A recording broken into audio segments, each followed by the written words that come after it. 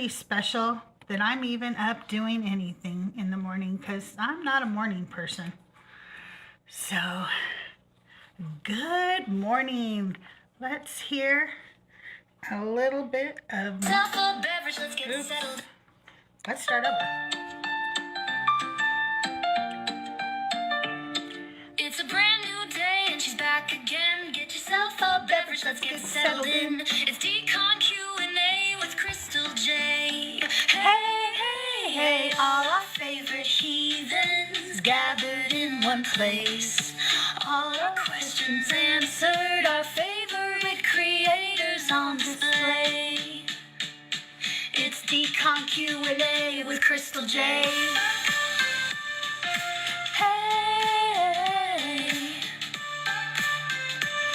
Hey, 5, 4, 3, 2, 1, get ready for the fun. It's Decon Q&A with CrystalJae.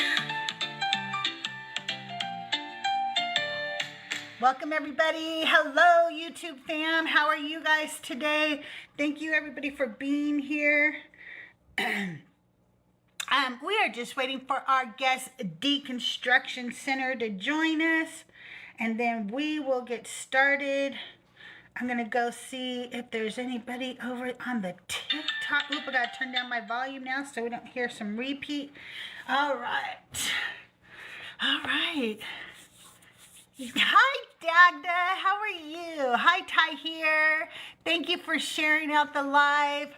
Oh, I'm gonna change my gift goal. That's from something else. Let's do something. Let's do.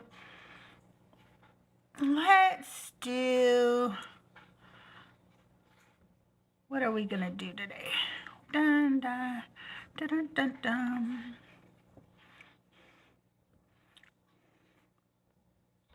Let's do 666 good games.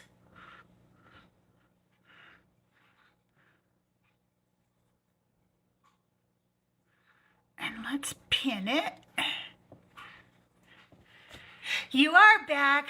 I know, it's so good to see you. You guys, my mascara gets all over my glasses. Does this happen to anybody else? And then I think there's mascara on my face, and I keep trying to clean it off. Okay, so there we go.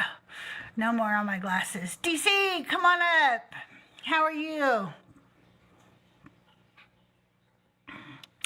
Thank you. Yeah, don't forget, you guys, as you come in, to send the heart me's. They don't have team bracelets anymore, so any of the popular or team exclusive gifts helps push us out. But also, don't forget to go back up here, click that heart, and claim your team points. Those team points help boost me and my team into the algorithm. Hi, DC. How are you this morning? Hey, I'm doing good. How are you doing? I can't hear, but it could be me. Nope. Oh no, is my mic not working? Oh no, it's my stupid headphones aren't. Hang on. Maybe I didn't turn them on. Yeah, so I'll turn those things on if you want to hear. I'm not a morning person. I understand. I don't start functioning until 11 a.m. and this is 9 a.m. So 2 hours into the conversation, you'll finally see me wake up. Okay. I am so sorry. I am a night owl too, but my partner, he works early in the morning, so we have to wake up at 5 in the morning every morning. Yeah. And so, yeah, I try to wind everything down around 3 and start getting the house ready.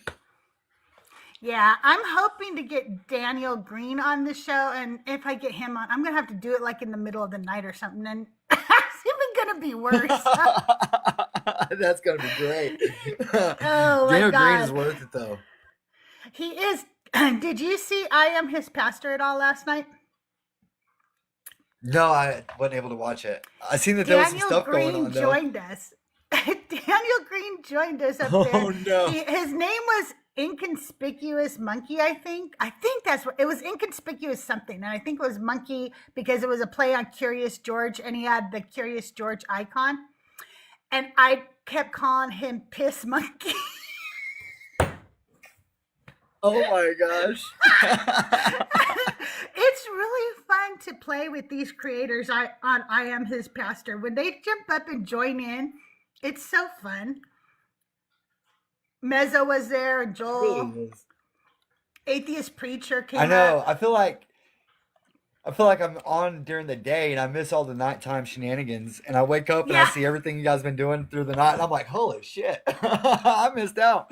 I always fall asleep during Thinker, and then in the morning I find out I've missed some amazing guest who just like has gone completely off the rails or something. I'm like, why weren't they on when I was awake listening? You know.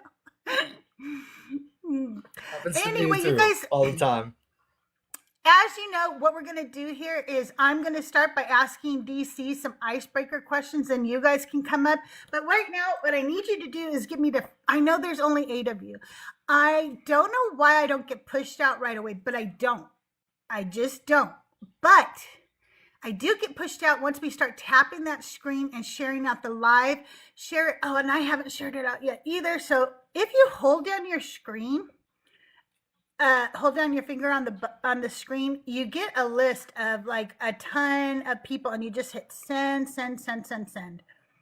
and those send them individually, and so they bump those shares up way faster when you do this.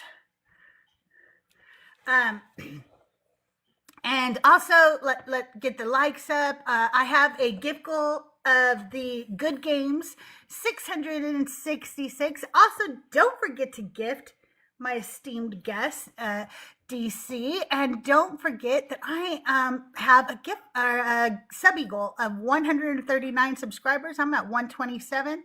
So if you haven't subscribed, think of doing so today. You know, I did my commercial one time and I decided to make a short on YouTube for it, and it's my highest view. Goodness. Nice. And it's just my commercial where I tell everybody, you know what I'm going to tell you? You're subscribed to Hulu, Netflix, Paramount Plus, and the Disney Channel, and you don't watch any of them because you're here 24 hours a day, 7 days a week, 365 days out of the year. And I know this because I see you here every day, every night. Whenever I'm awake, you're all here. So why don't you cancel some of those subscriptions and then come over here and subscribe to me and to DC, because small creators like ourselves give you more bang for your buck. That's what I said, and I got 6,000 views. I don't get a lot on YouTube yet because I only have 350 followers over there right now, or subscribers over there. Hey, Rhett, how are you? Yes. Hi, EK. Thank you for joining. Hi, Rhett. Good to see you. All right, guys. Hope everybody's having a good morning. I'm going to start asking DC my questions, and then you guys request that. What's this? What is this? What is this? I got some notification. What? I got some notification on my Cash App, but then there's nothing there, and it's like weird. Okay, I don't know. You know, apps That is are weird. There's nothing there at all. There's like the same $5 I've always had it. I'm still sitting That's there. always terrible. Whenever you I have a was Cash App hoping that- notification, there should always be money. I'm just saying, I was expecting some benefactor like Beyonce or something had sent me over, you know, Right. a load of money or something. I'm just saying. Okay. Ready? Here we go with the hard-hitting journalistic questions, okay? All right. Would you rather be the only person who knows the world is a simulation or the only person who doesn't? Ouch. Ooh. Kitty? Wow. I think I'd rather be the only person that knows. Oh, wow. That's a heavy weight on your shoulders, though. I would rather be the only one who... I don't know. That's really hard. Yeah, I'm that's the thing. only one Everybody who else knows, doesn't. but you don't. Yeah. Wow. That's the That thing. is kind of screwed up, huh? Mm-hmm. If I'm the, oh man, why did I ask this question? Yeah, it's Why a do tough I one. make things so difficult? What is wrong with me? Um, I just think the I scariest thing in the world is not being introspective enough to know what's going on, and like to be the only yeah, one that's not able to know what's going on in reality would but freak me out. would I But I wouldn't feel know it. like I was wrong or insane if I was the only one who did know? Would I think maybe I'm wrong? Maybe I'm, Yeah. hallucinating or something. You know what? This Yeah, is a hard you'd one. be But able to tell something's up. I'm gonna say I would rather know. I'm gonna say I would rather know. I'm going with you now. Same. I changed my mind. Yeah. Okay. If you could embody any cosmological entity like a black hole, a nebula, or dark matter, what would you be and what would your personality be like? Ask that one more time. If you could embody any cosmological entity like a black hole, a Whoa. nebula, or dark matter, what would you be and what would your personality be like? I think I'd be like a moon and like I like reflecting the that. light and giving other people light off the light that reflects me. Yeah, I think something like that. I don't know. Supernova, Rhett said. Oh, Yeah, whoa, that'd be cool. supernova's good. I think I'm trying to think if I would want to be a comet. Comets return, right? Like Halley's comet returns regularly, right? Not every year or anything, but we see it, right? Right. As long as they don't hit anything. Okay, I want to be a comet. Hey, Life Beyond, how are Oh, you? I could see you as a comet. Yeah, I want to fly through the sky and I want people to be able to be like, oh my God, Crystal's coming by again. It's been 50 years. It's finally time for her return. We all get to watch her in Yeah. her glory. That's awesome. Yeah, maybe I'd be an eclipse. We had an eclipse Ooh, last that's year, and like good. our state, yeah, like it boosted the economy like crazy. Everybody was Yeah. like loving it. Yeah, Yeah. like And eclipse, boost the economy. exactly. And things like eclipses and comets and stuff, there are people who literally worship you. Right? Yeah, it's a I little too would have far. a few I'm not a crystal cult leader. worshipers. I don't know. If I was a comet, I'd be okay with being a cult leader. It's not like they could give Right? me money or anything. I couldn't fleece them. So No, okay. they're just enjoying your time while they have you. Yeah, exactly. Okay. Pick two gods from any mythology. Now imagine in a WWE style SmackDown who wins and how. Bonus points if it's petty. Okay. So my partner was just leaving for lunch, and I'm sorry I missed that. Can you give me that to me one more time? No, that's okay. Pick two gods from any mythology. Now imagine that they're in a WWE SmackDown.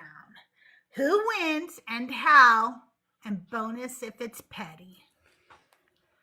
So it is petty. And it's gonna be Marduk and Jesus for or Yahweh. Marduk and Yahweh for sure. Mm, And I want to see Marduk take Yahweh down. I think that would be a great match to watch.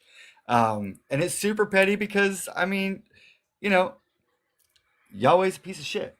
yeah. I mean, yeah, like I would love to see him getting taken down in a few pegs at least. Mine's is pretty similar, but I'm going to go with Asherah and Yahweh.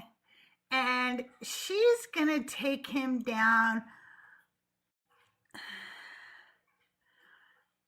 I want to come up with a really petty way for her to take him down because I get bonus points if it's petty, right? Hey, chat, how does Asherah take Yahweh down? Somebody give me a really good petty way she could take him down. I can't She think of just something that's real. she lights a pole on fire and throws it on him or something. I don't know. She was a pole. She was referenced as a tree. I I was, don't know. It had to be something I with a was pole. okay. I was thinking of doing something where like she causes him to step on a snake or something, and it bites his heel, and then he dies from that. Like, so simple, but kind of parallel to some of the stupid shit he tells us in the Bible. I don't know. But She just puts a whole nest of black widows in his pillow. That's a good one. That's a good one. Okay. Historical host swap. If you had to host your current life as a reality show, but the host is a famous figure from history, who's hosting your show and how chaotic is it? Hi, Hannah. Thank you. So I would actually have James Baldwin. He's already passed away, but I would have him narrate my life. When I started deconstructing really my conservatism, um, I I was kind of looking up what I should do, and I found some James Baldwin documentaries. And Mm-hmm. he was a black man from the South. Do you know who James Baldwin is? No, I thought he So was he's one a of the poet, Baldwin but he brothers. no, no, not at all. But he was a poet. He was a black man. He suffered so much tragedy. He worked with Martin Mm. Luther King and the Freedom Riders and all that, in the civil rights movement. And he actually passed away, but I think of AIDS, but I'm not sure. And Mm. but they recently came out with a documentary using all of his work, and and the movie is called "I Am Not Your N Word," and Oh, it really good. goes through it. And I just like I would really like the comparison. Like if someone's gonna host my life is like that, I would like the comparison of like people that are not in my circle or people that are not in my Mm. community that have been marginalized from the people in my community to take a look at my life and give me no hold bars. Like just, you know what I mean? Burn me Yeah. over the coals and use me as an example you know, for people. I don't know. Mine's not quite as serious, nor is it as noble as yours. Mine would be Groucho Marx, and it would be quite chaotic because I would assume that all his brothers would be there too, and just make a mockery of my life is what they would do. Okay. They really would. I did love Groucho Marx though, like not just who he played in the Marx Brother, but like he also did uh What's My Line? I think it was called a game show. Yeah, Groucho for the win all the way. And I read his book, his I don't remember if it's an autobiography or just a biography, but anyway, it's really good. And I don't know. I remember when I used to watch MASH as a kid, and Alan Alda played Hawkeye Pierce, and he did it like such so much like Groucho that I don't know. It made me fall in love with Groucho watching Alan Alda. I started like finding because my mom said he kind of takes the character from him, and I was like, oh, I need to go know who this Groucho is then because I love Hawkeye Pierce. So hey, you guys, I have a flash goal. Wait, I was trying to pin the flash goal. That's what I want to do. Um, so I only need 8 people. There's 11 of you. I need 8 people to send me one heart, one little puff heart, 8 different people, and I will reach my flash goal. Okay, let's see. Would you rather be able to summon a demon that only tells dad jokes?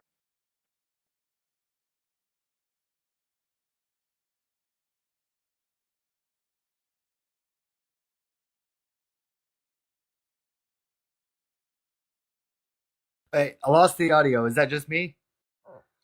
Okay.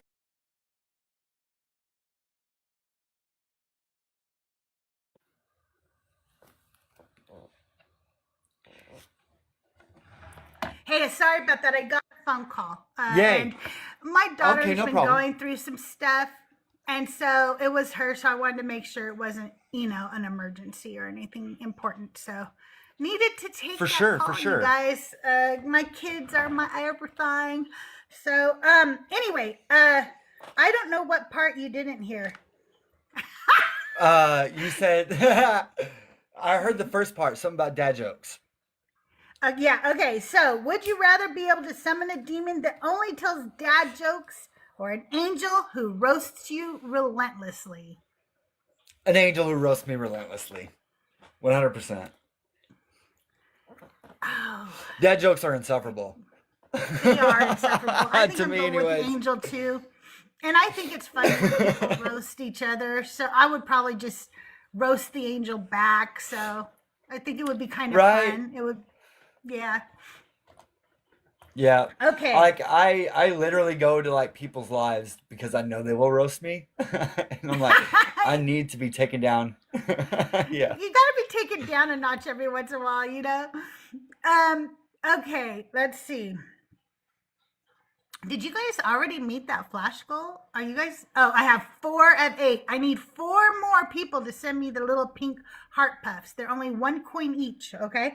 Um, you're given 1 hour to go anywhere in time and sabotage something harmless. What's your petty time crime? I can't just like kidnap Jesus. It has to be, well, if you kidnap him, that changes the whole. It has to be something harmless. Yeah, it does. So, Harmless. Okay. It's kind of weird to think about something harmless in history. It's like only thing yeah. that we historize is like important shit. Feels like. I don't know. I maybe change the Pope. I feel like that would be harmless. Like maybe a Okay, Pope yeah, in no. the just mess with some doctrines. You know, pretty petty shit. Well, I Some would harmless say that stuff. I go back in time and I switch the wine that Jesus makes into like sauerkraut juice or something. But, Oh but that no. didn't really happen, so it's not actual history, so that wouldn't help, right? Um, I think that if What I is went history? back, right? If I went back in time and did something harmless, I think that I would make it so that Donald Trump's orange spray tan shit slowly starts turning bluer and bluer during the inauguration. You know? like that He ends up nickel, looking like a that Cornelius Smurf. nickel. Yes, yes. Yes, that Jim Baker was selling. Like Yes. just switch it out. Absolutely. The question was He would if look you like could a go Smurf. if you could go back in time and sabotage something harmless, what would your petty crime be? So that's what I would do. Okay. You're given 1 hour to go anywhere in time and sabotage. Oh no, I already just said that. You combine 2 fictional worlds into one, like Middle Earth and Star Trek. What's the weirdest part of living there? All right. Harry Potter and the Lord of the Rings. Ooh. And the weirdest thing is there's always magical shit that when you you don't know if it's a ring or whatnot, but it'll turn you automatically into Smeagol. And it's just like anything that you like TikTok. You know what I mean? Like anything that you really like will turn you into Smeagol if you like it too much. Oh my God, that's funny. Two worlds. 2 worlds collide. What worlds would I pick?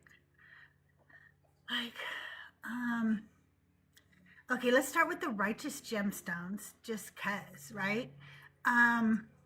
Let's mix them with supernatural. Like it. I like it. Okay, and remember the episode where it's a Tuesday on Supernatural and it just keeps being that Tuesday over and over again? Yes. Oh Okay. no. Yeah, it's like Groundhog's Day with the gemstones and the guys from Supernatural, and and the guys from Supernatural realize that the gemstone family are actually demons, but they keep having to replay the same day over and over again. And it happens to be a day No.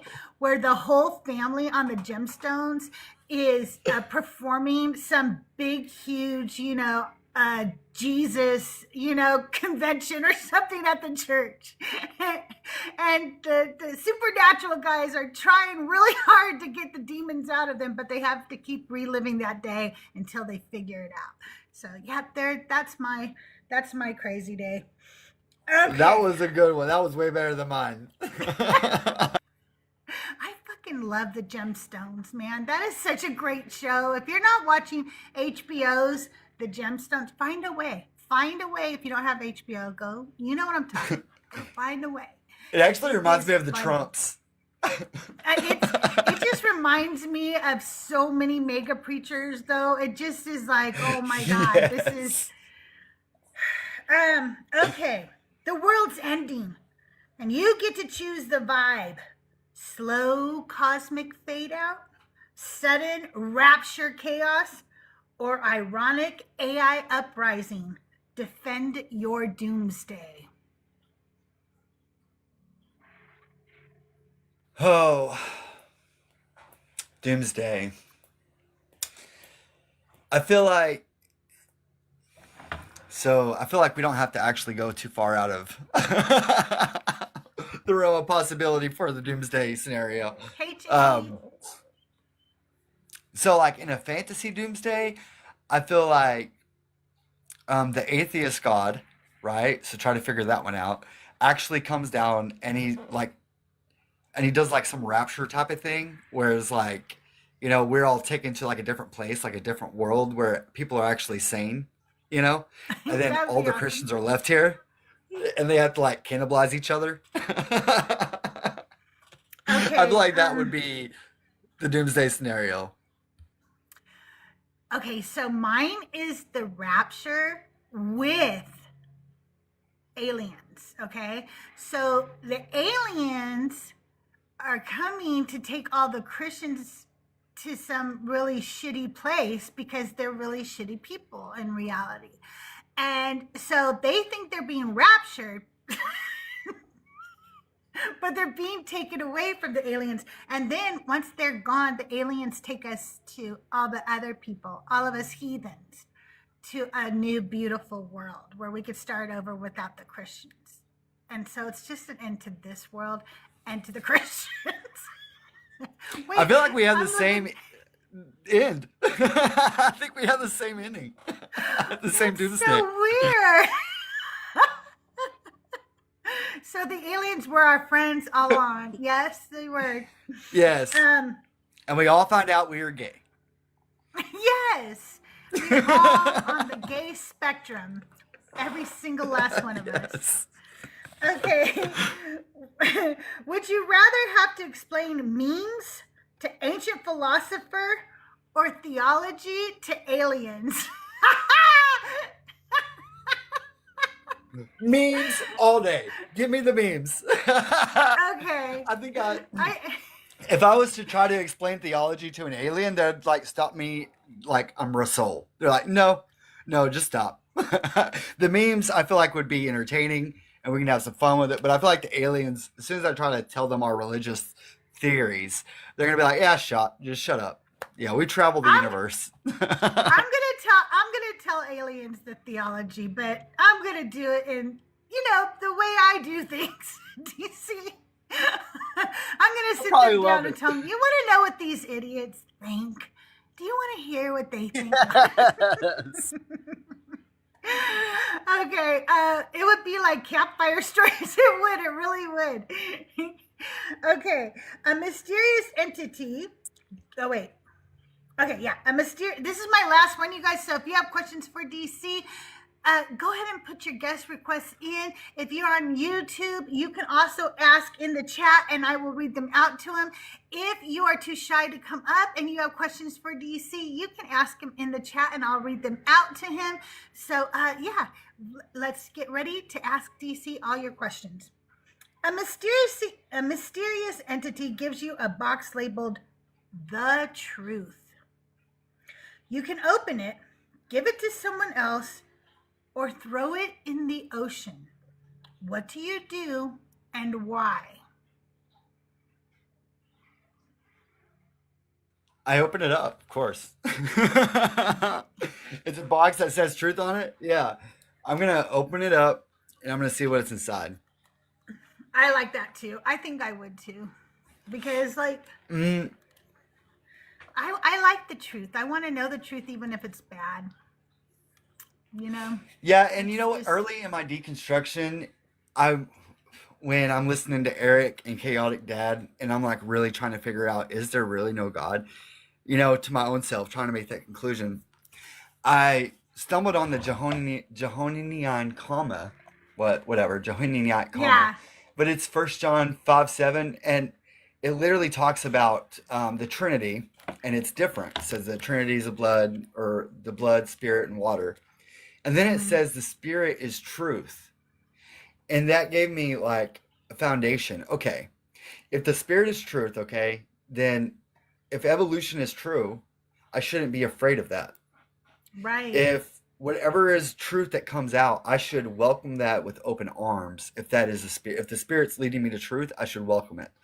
And so that's actually what I guess made it easier for me to come to the conclusion that it's all a lie, that I've been lied to, you know, pretty much. Yeah. Yeah. Because I mean, I just feel like it's a little scary whenever everything you've been learned, you know, you've been taught your whole life, the morality that you've been given, the way you view reality is all taken from you. Really, it's a philosophy, not just a religion. And, you know, you're kind of just like, it's just a scary place to be. You know, it's a very lonely place to be. And when you realize that, okay, if I can use this myth to help me out and give me courage to fight against it, then that's what I'm going to do. Absolutely. If it's a big box of that, Rhett, I'm going to smell the box and know exactly what's in it before I even read the truth on the box. Exactly, right? I would be like, yeah, this is my truth.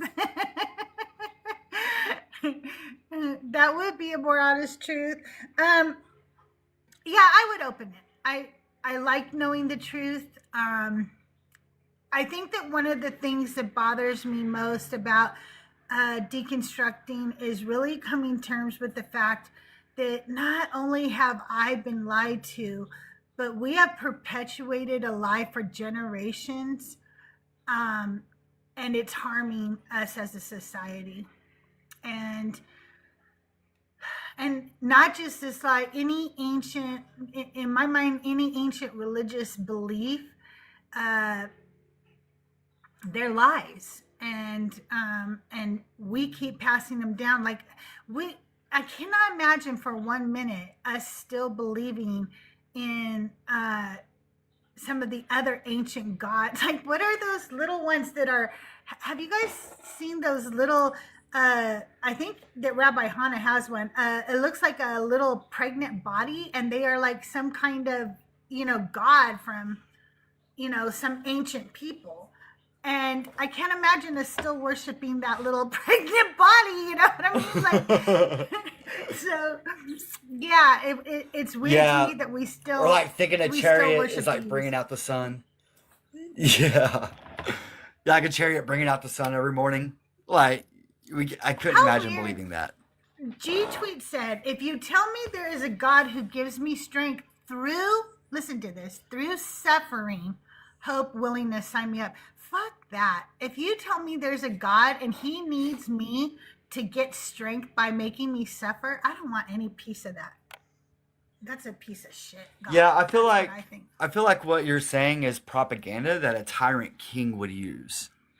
A tyrant king would say, I'm making you suffer to make my people stronger. I'm the good king, and I'm a good king because I decide what's right and wrong. it's just an evil tyrant. And on top of that, he Yeah. wants you to eat his son's body and drink his son's blood. It's just weird. Yeah, it is. It is. And it's something that I personally don't want any part of. G Tweet, this is not a debate live. We have lots of people who do debate and love having you up. This is a Decon Q&A with CrystalJae where we talk to people in the deconstruction community and learn about them and who they are and not field debate questions. I know if you come up here, you're going to debate. And I'm not doing that. Okay? Yeah, I'll be live all week, G Tweet. So if you want to talk to me, we can talk. If you want to talk to Crystal, Yeah, she'll be live too. So yeah, there absolutely, are plenty absolutely. times. Um, okay, you guys, now it's time for you to come up and ask questions. If you have questions that you would like me to field and you don't want to come up, you can ask them in the chat, and I'll be happy to read them out to DC. And hey, Cindy, hey, Burns, if you guys have questions over on YouTube, let me know. I will be happy to ask the questions for you over here on TikTok. DC, how long were you a Christian? Yes. So I was a Christian. You know, it's really weird whenever like the churches want you to have a date for your salvation, but you've been indoctrinated since you were born. Yeah. That's just super weird. It's like I don't remember when I was saved. Like I went down to the altar several times, but for me to Me pick a too. date and a year, Yeah. yeah, it's like which one? Which one of the times do you want me to, tell you? Um, so like I feel like I was raised Christian. I was in the Christian church. I wanted to be saved ever since I knew what it was. I was preaching before I knew what it really was. Before I knew how to talk, I was gibbering like I was preaching, and so um, yeah. And so it was always taught to me that I was going to be a man of God. I was going to be, a preacher, an evangelist, things like this. And it was like what my family looked up to. So it was like what they expected of me. And so before I deconstructed, so I would say I started deconstruction like in my 20s, but I still didn't leave the Christian faith until like I was like 29, 30, really. And so I was a Christian for a good time, for about 20 years, I would say at least. Yeah, I grew up in the church too. I also thought that I would be a preacher at one point. Um, yes, we know that women aren't supposed to teach according to Paul, but I did have male preachers, pastors, mentors, if you will, who did not necessarily agree with the teachings of Paul, just as the disciples didn't always agree with the teachings of Paul. So they fully supported the fact that I would one day be a preacher. I was already a Bible study teacher. I was already a Sunday school teacher. I had done youth group ministry. So I thought I would go like probably into seminary or something, but eventually I had a family and decided to do different things with my life, and I'm glad I did. I don't know. I might have deconstructed earlier had I actually gone to seminary. Like many people who go to seminary do. They do deconstruct earlier. Hey, Dagda, how are you this morning? I'm doing beautiful this morning, and how are you? Doing great. Do you have questions for DC? I do. This is my famous question that I've asked everybody that gets up onto Crystal's panel. DC, what, like, getting to know you a little bit better. So, what is your all-time comfort food, and why would you choose that comfort food? I would say it's going to be fried chicken with some good fried taters and some good Mm, sweet tea. And that's what my great grandma used to cook for me. If I had to pick something else, it would be goose liver and crackers. I don't know if you guys ever had that. Super good. I don't think it's real goose liver, but that's what we called it. But it's probably really disgusting to everybody else. But it was something that my grandma made for me as well. Did it So taste kind of great like grandparents. liverwurst? or Braunschweiger? Do Yes. It's kind of like that. Okay, then I would. Yes. I can't lie. I like liverwurst and Braunschweiger. So Yes, that's what it is. And but yeah, wow, that's probably what I would eat. that Awesome. sounds And yummy. I want how fried about chicken now. how about a dessert for yourself? Like, what would your go-to dessert be that would just make you feel so fuzzy and warm inside that you just had to smile? I like a pecan pie or pecan pie. Tomato, tomato. Good one. Me too. Yes. Pecan pies are my Me favorite. too. That's all I My had. mom used to make a That's all really those good pecan questions. pie, and she made these little things she called tossies, and they were like little mini pecan pies. They were so yummy. Oh my god! Now I want pecan pie and fried chicken, DC. Yes. Call me an I like influencer. strawberry rhubarb too, though. And fresh strawberry pie in Southern California is the best. Is the best. Hey Trish, how are you? Um, Preston, did you have questions for DC? Yes, thanks for bringing me up, Crystal. Yeah, absolutely. Also, as a Texan, I love some pecan pie as well. So, excellent. DC. So I saw in your bio it says that you were a former Pentecostal evangelist. Um, and I know from taking care of my grandmother the last year of her life, I would bring her to her Pentecostal services, and they have like the speaking in tongues and that kind of stuff. Is that something that you ever experienced or participated in yourself? And as being when you were a Christian, what did you believe was happening? And do you think that most people are genuine when they're doing that, or they're just kind of seeking attention, I guess, or you know, however you want to interpret that? Yeah, so I appreciate the question. So speaking in tongues is glossolalia, and I have actually had to deconstruct that because it was like if I thought I was going to be in a wreck in a car, automatically I Mhm. was speaking in tongues. It was just natural. Like if I'm stressed, it was my coping skill, to be honest, to Gotcha. start blabbing. Right. And it felt like there was something that was taking over my body that I wasn't in full control. And it gave me some sort of peace to know that you're letting go of control of something small. And it's your words. And when you Right. do that, a little bit of that pressure really does get off your shoulder. And it's just like you lose some of the responsibility. You lose some of the you lose responsibility to be coherent. You lose the Hmm. responsibility to be logical. You lose the responsibility to be rational. You lose all of that. And all you have is yourself and your moment right here, right now. And then you just start blabbing, And it does Right. sound weird and stupid, but I'm trying to explain it with the best, in the best way I can for what I was feeling at the time when I believed it. No. Now, when I look into it, I see that the first person I could see that was speaking in glossolalia was a prophetess of Delphi, and she was trapped in a cave, and there was like poisonous gases coming up in the cave. They didn't know that at the time. And when they brought people like before wars and stuff to the prophetess, she would start blabbing out glossolalia, and they would interpret what she said as a prophet for the warriors before they went to fight. And so, like, if you read a lot of like a lot of Greek stories, ancient Greek stories, you're going to Hmm. hear a lot of those military men going to the prophetess of Delphi before the wars. And so it kind of goes on to Dionysian. People would get really drunk.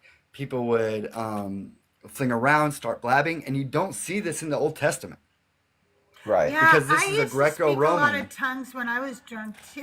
I'm just kidding. Right? Yeah. And then have you ever heard of oh man, what's that guy's name from Russia? And he was like an evil cult leader. Starts Oh, with an R. Rasputin? Well, Rasputin? Rasputin. So he had a group of people that they would speak in tongues. And they would speak in tongues until they got to a climax. And then they would fall down and they would all perform an orgy on each other. And then they would do That's like crazy wild. healings. I know. Then they would do like crazy healings, like he healed like the Russian, healed like Sex the has been Russian known to sun or heal. something. I'm just saying. Yeah, and it's like that. All these men tried to unalive him because he is actually, taking their wives. in their cult, in his cult, and they're speaking in tongues until they lose all sense of self. They fall on the ground in this climax and they perform that ritual. And this is Rasputin's, this was his method from the Christian church. So he used the Christian principles to understand faith. So he gets this from the Bible, from the Eastern Orthodox faith. So when we talk That about is wild. glossolalia, when you start looking at it, it is wild. The frontal lobe decreases. So you actually do Oh have, wow. when I was telling you how I felt like didn't have control and I was giving up, and when you look into it, psychologically, like we can do brain scans and see that your frontal lobe stop activating. It's not as active, Gotcha. and That's you're not able to weird. think as clearly. You're not able to think as rationally. Um, yeah, and that's what they're feeling. Gotcha. Well, thanks So for that explanation. That's super interesting. I didn't know all that, so thank you so much. And thank you so much for having me up, Crystal. We love you. oh yeah, absolutely. Thanks for coming up. I appreciate you. If you or Dagda want to stay up and ask more questions, you're more than welcome to. I have more questions. So when you first spoke in tongues, do you remember the first time you spoke in tongues by any chance?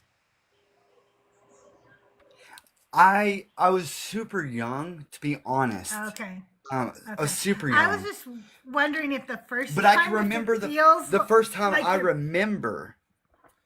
The first time I remember, I was at church camp, and there was the leader. He was actually a cop, but he wasn't a cop there. You know, he was just a leader over our group. And he yeah. started speaking in tongues, and he started crying, and he was this big, muscled man.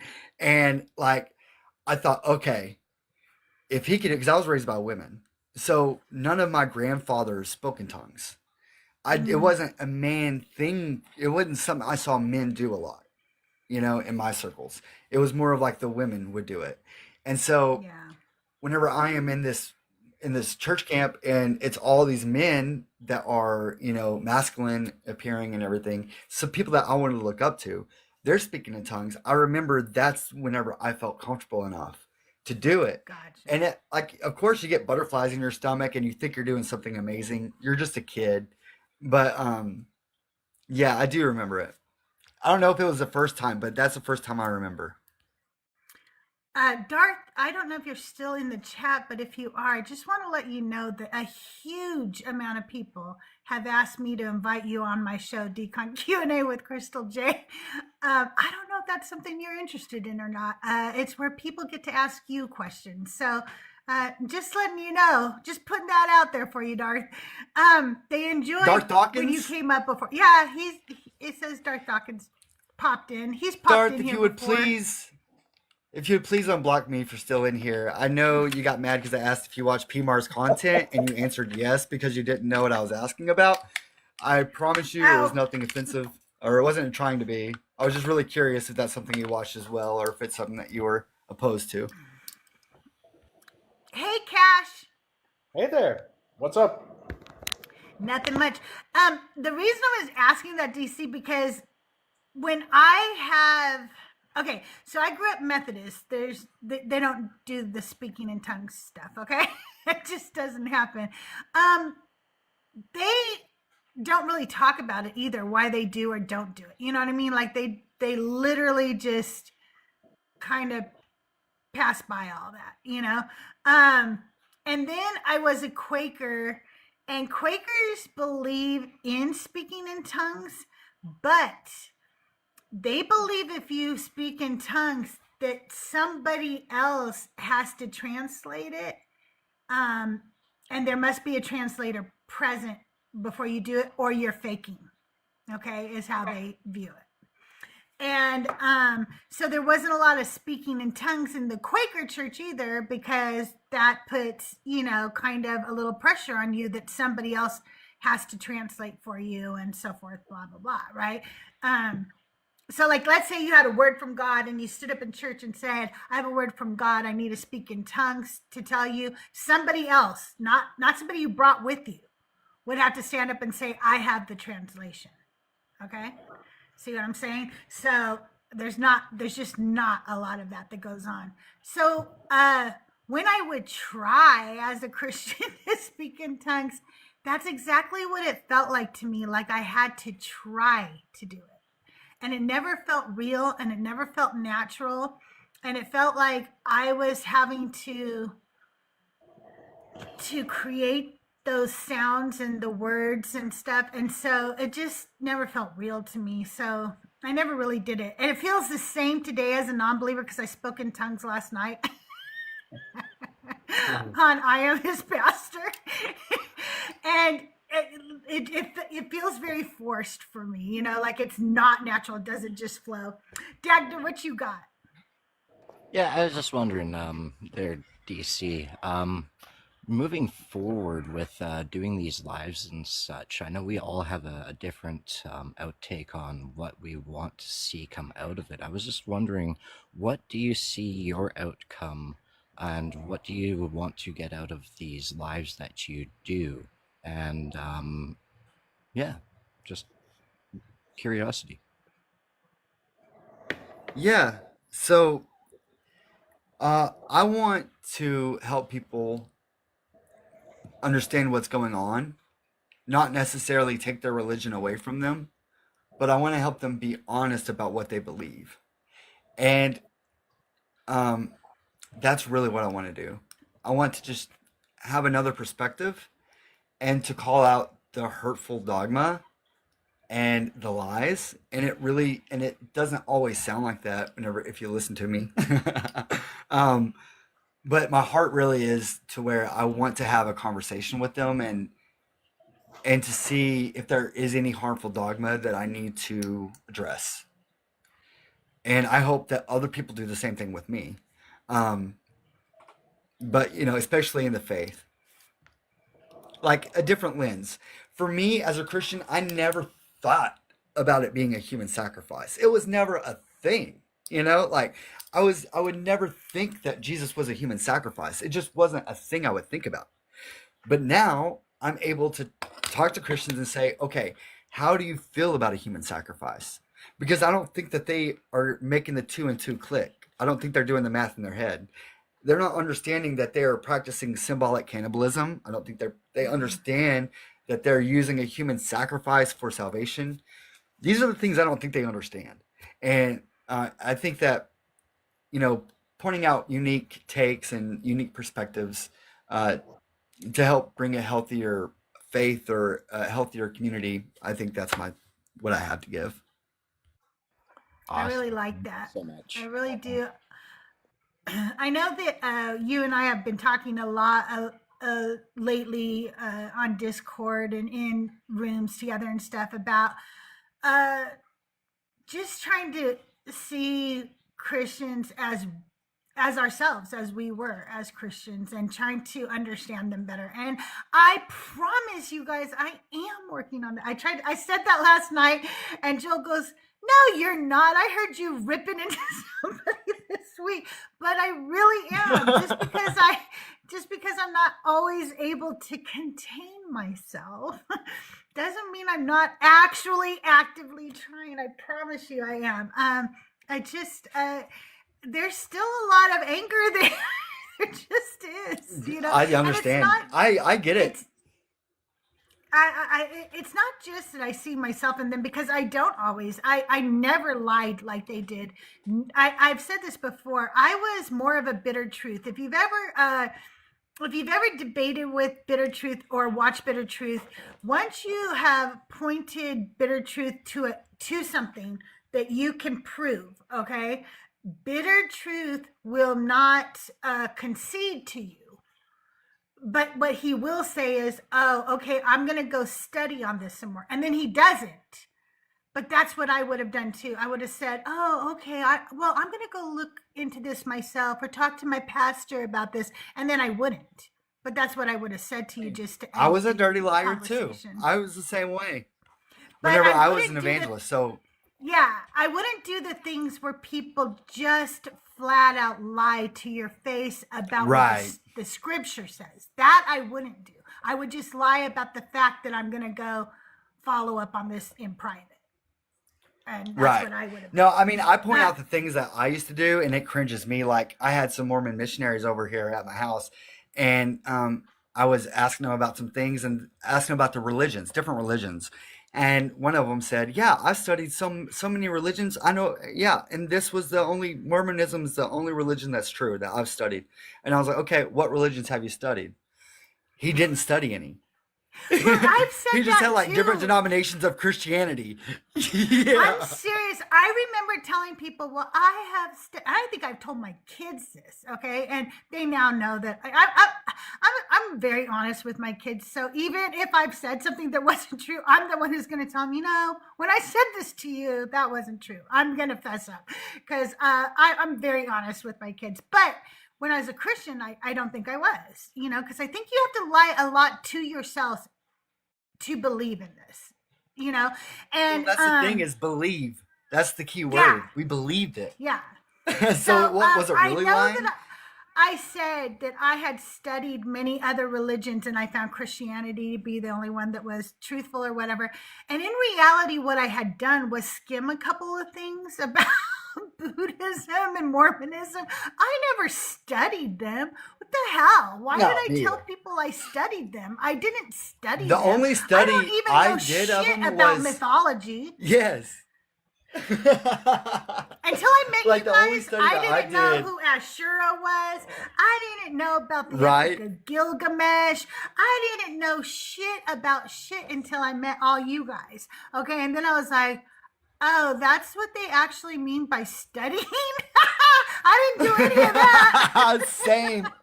I went to missionary school, and whenever I'm listening to Justin at first, it got me so mad. It wasn't mad at Justin, it was mad at how much money that I spent to get just like what did I get? I didn't get like we got grades on going to gay districts and preaching at these people. And they didn't know I'm in the closet. They didn't know that I was, and in Yeah. all honesty, I didn't know that about myself because I feel like as a Christian I was afraid of humanism. I was afraid of being a human. Something about art freaked me out. Mm. Like if I saw something like a body or like abstract art, it made me feel demonic, like something demonic Mm. there. Like I couldn't figure it out. And I think what it was like an inherent feeling that humans are evil. You know what I mean? Or like a distaste, like I was given a distaste for humanity through the Yeah. religion. And it really went all the way to my core psyche. It was really strange how that happens. It is really weird. Hey, Cash, I'm sorry. I know you came up to ask questions too, and then I kind of took over. What you got for us today, Cash? Well, not much, but so you mentioned Darth Dawkins, right? Yeah.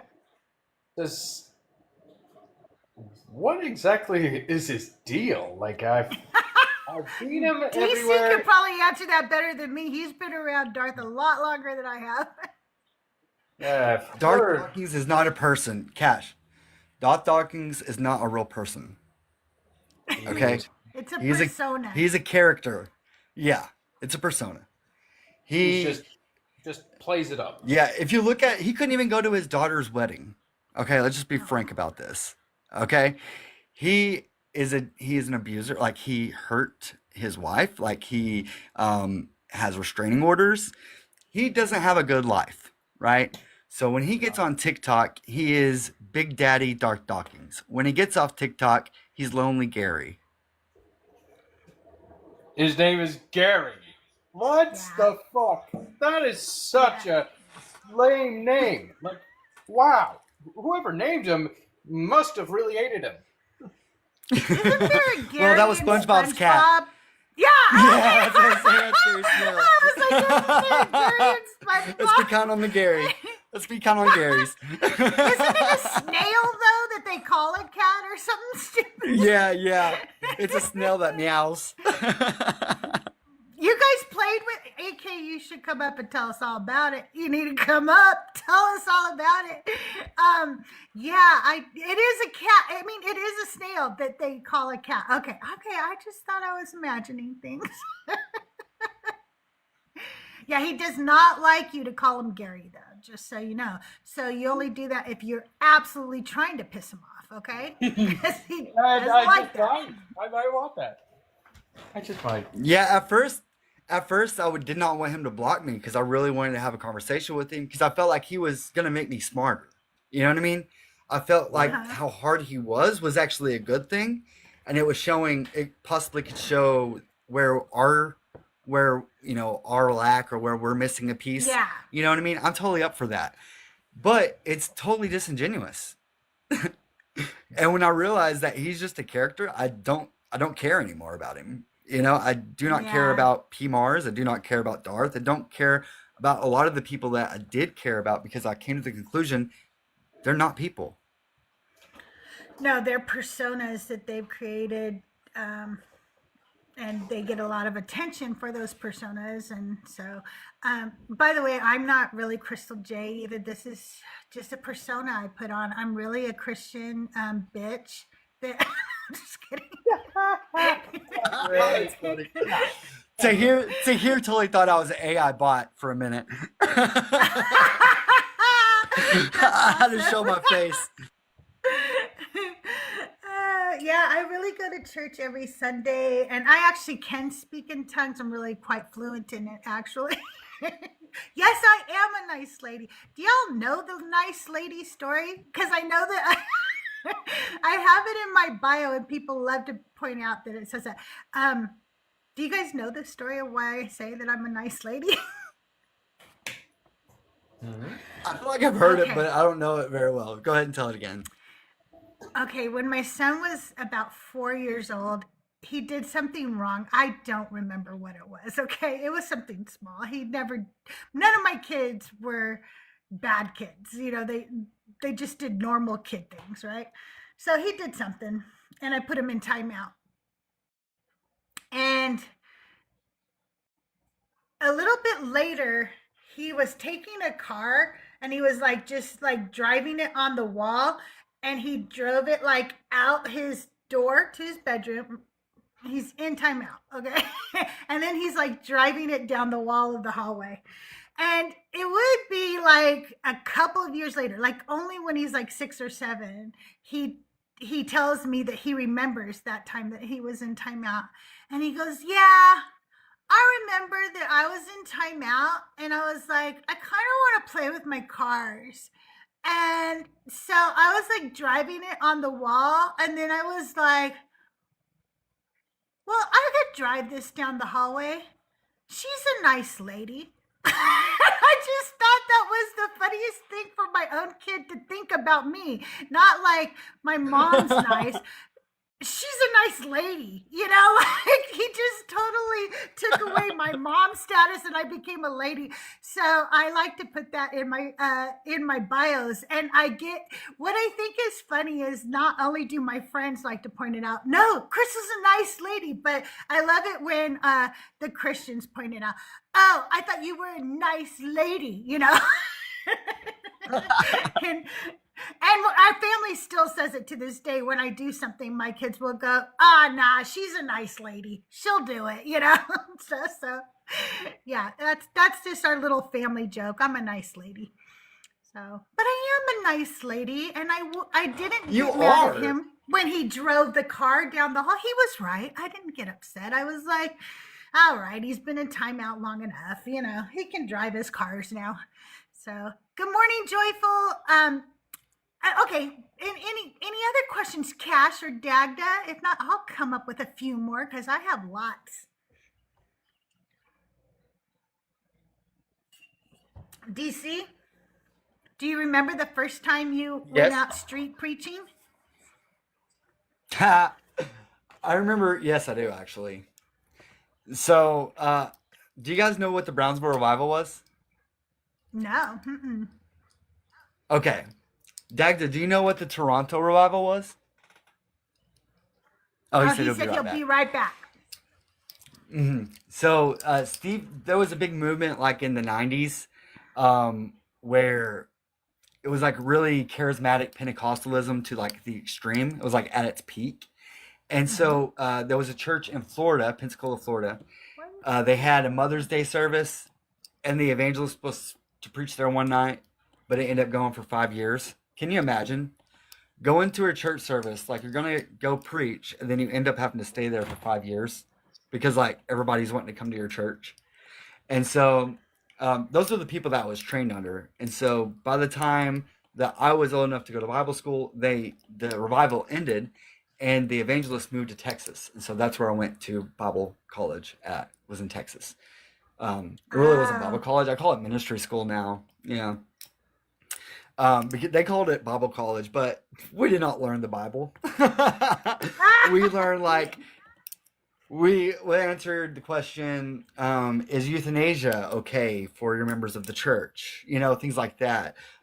We had meetings on how to infiltrate like X-Mart or like X stores and close them down and close down gay bars. You know, like this is all the stuff that we're like working on. It was nothing about the Bible. Just want to say that. We went to the street. We went to Fort Worth, and my first time preaching there. And this was like, this was to see what the school's going to be like. So we go out street preaching, and this woman comes out of the bar, and she's totally drunk, and she's sitting on the side of the street. And then some of the girls from the school are over there witnessing, and I'm on this platform that's like a tree that's planted there. Anyways, I'm on that and preaching to people in Fort Worth. And this lady that they're preaching with or speaking to, she gets up to get in her taxi, and a turd falls out of her dress onto the floor. And it was just like a steaming pile of turd. And Oh I'm my going, this is where I God. need to go to school. This is where I need to go to school. They are going after people that are not churchy. They're going after like the real sinners. Like, this is where I need to be. And it's so weird. That is really, I was really so cringe weird. back there. Yeah. But like going for sinners was where my heart was, man. I was totally for winning souls. So that's talking to a lady with the turd falling out of her dress. Hey, it's what it That is is. so gross. What the hell? Oh my God. Somebody just shat. This is my school. This is where I belong. Yes. Yeah. Oh my goodness. That sums up my Christianity journey in one story. I could tell you so many cringe stories, but it's funny how sometimes when you're a cringe Christian, things work out. And so then that ends up giving you confirmation that you're doing the right thing. And it's like, what you did really was cringe. It just happened to work out. Like Yeah. one time we were driving and I really felt that the Lord needed me to stop at a certain house and bring them milk. The hell? We I did. love it. And they had a crying baby and they were out of milk. And so of course that gave me confirmation that I had done the right thing. Luckily I didn't go around just stopping at strangers' houses all the time after that, because you know, you get confirmation after doing something as a Christian, and then Yes. sometimes you go a little nuts afterwards and start doing it all the time or whatever. But yeah, Yeah. I did some cringe things as a Christian. And now when I look at them, I'm like, ew, why did I do that? That's horrible. Yeah, I for would be point of so reference, I weirded was out. 17. Well, I was in my 20s, so that's still pretty young, you know. You think you're real grown when you're in your 20s and you're still really an idiot, but you don't know it yet because you know That's what I've right. learned? Since you're all way younger than me, I have learned that no matter how old I get, I start to realize how dumb I was even just a year ago. And I go, oh, I thought it was so smart when I was 52. But now that I'm 53, I realize I was pretty dumb then, too. You know, you start to realize you're never as smart as you think you are. So I told my That's a true kids sign that of when they were, wisdom. I told my children that when I was younger. I told my kids that they couldn't date till they were 16. And I said, and my girls particularly fought against that. My son didn't really fight against that.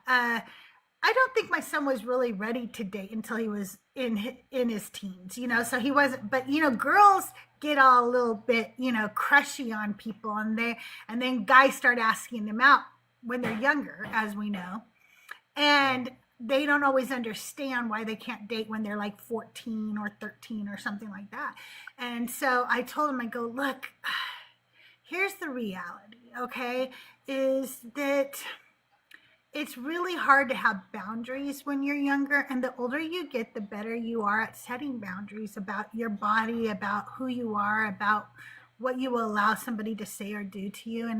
And You're not even going to be fully capable of that at 16. You're just going to be better at it than when you're 15, 14, or 13, and the older you get, the better you are at it.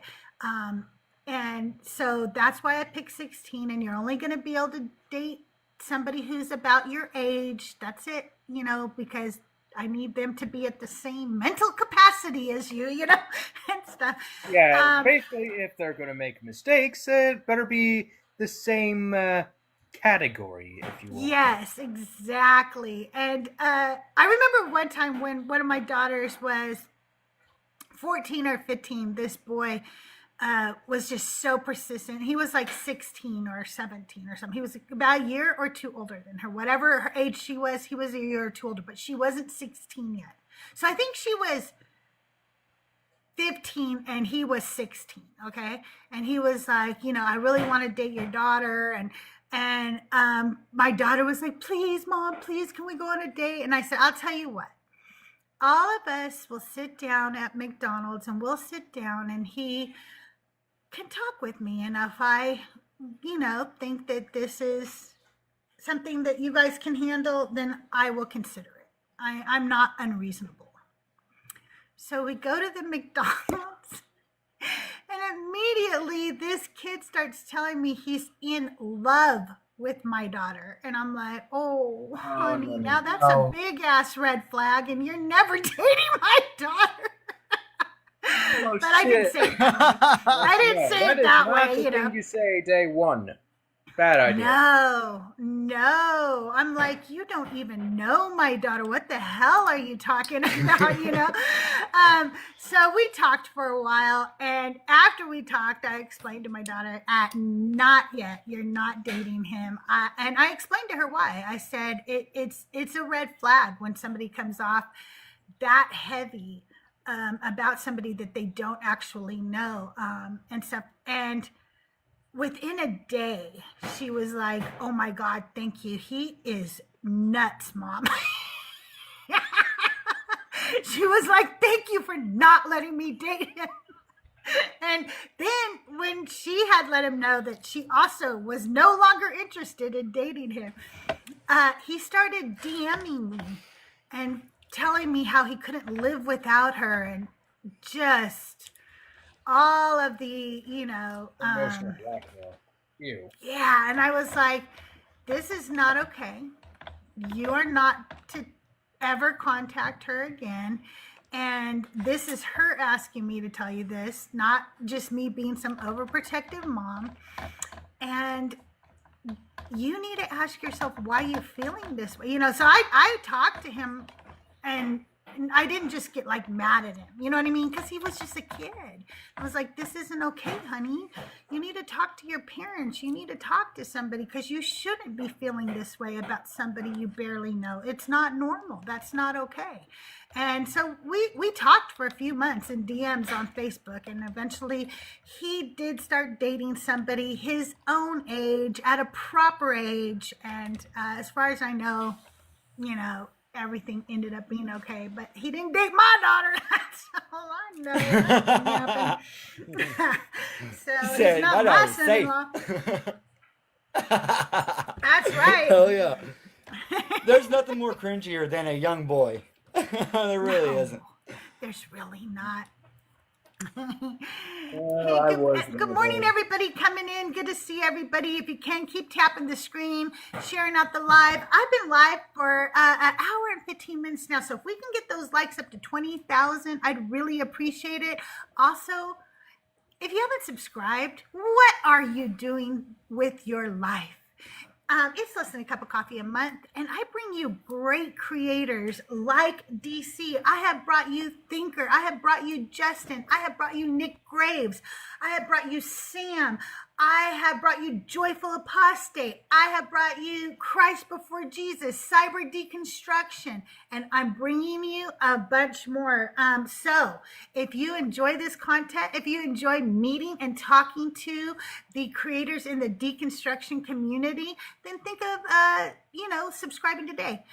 you are already subscribed to Netflix, Hulu, Paramount Plus, and the Disney Channel, and you don't watch any of them because you're here 24 hours a day, 7 days a week, 365 days out of the year, because I see you here all the time.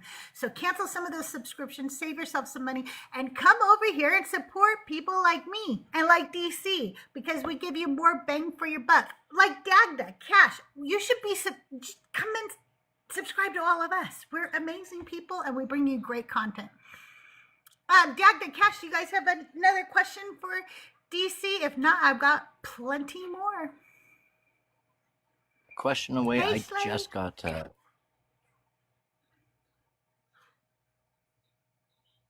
an area where What? I can turn up my volume and be back fully again. Thank you, JD.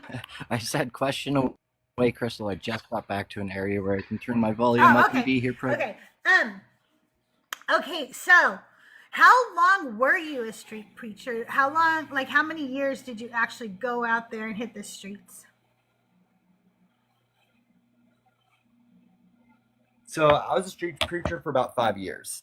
And so it was around the time whenever I was like, yeah, this stuff isn't true.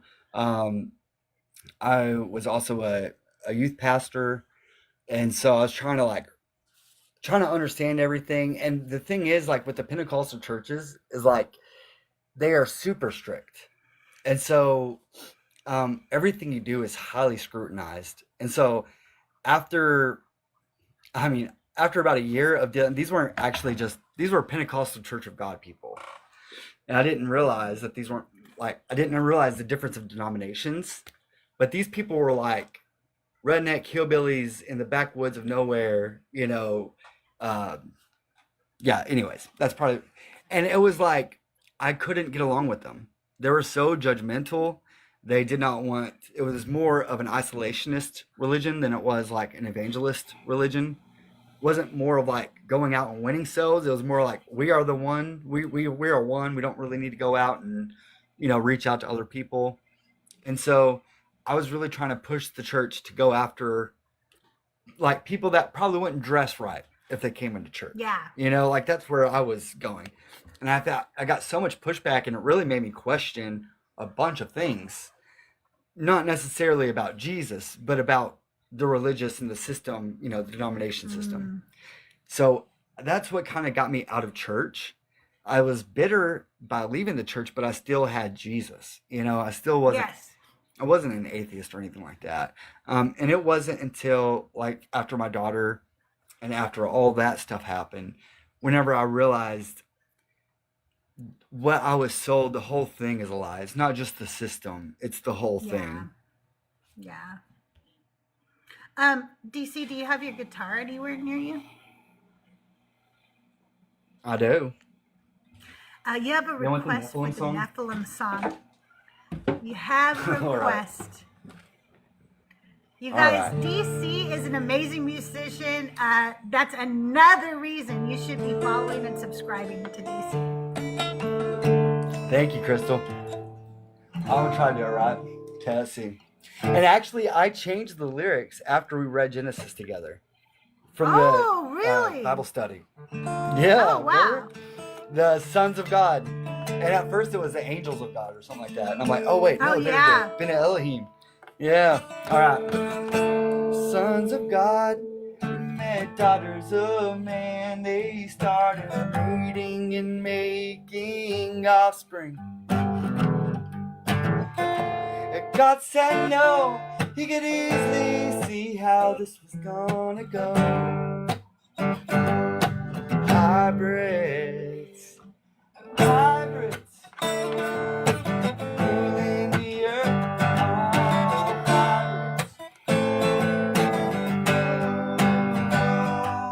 Giant hybrids in God's rule. Hybrids. Let's see. God said, wait, I got a plan, and it involves a man. He's gonna build an ark. He's gonna build it right out of his hands. He's gonna float on the mortal waters until till he gets to dry land. Pirates ruling the earth. Oh, pirates. Ooh, they were giant hybrids threatening God's rule. Oh, hybrids.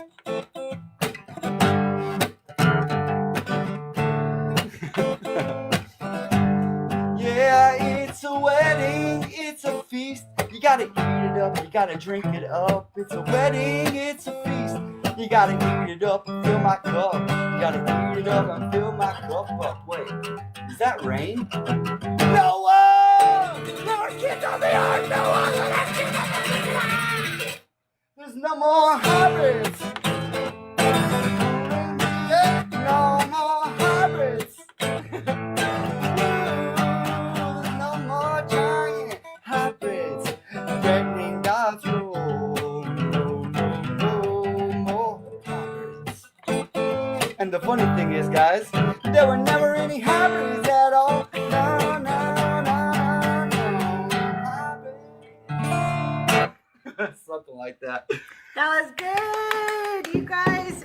Yay. Drop some stickers in the chat for DC. That was amazing. I know this singer. I mailed him a shirt. You did. This is Cody. Thank you, Cody. I appreciate the shirt. And Hey, don't stickers forget, and everything else. If you guys Go have ahead. questions for DC, or you want to talk to him, or you want to thank him, or you want to request a song of his, you can come on up. The request box is open. I wanted to tell Cody that when I go to my mom's or my grandma's or anything, sometimes, not all the time, but sometimes I wear the shirt he sent me.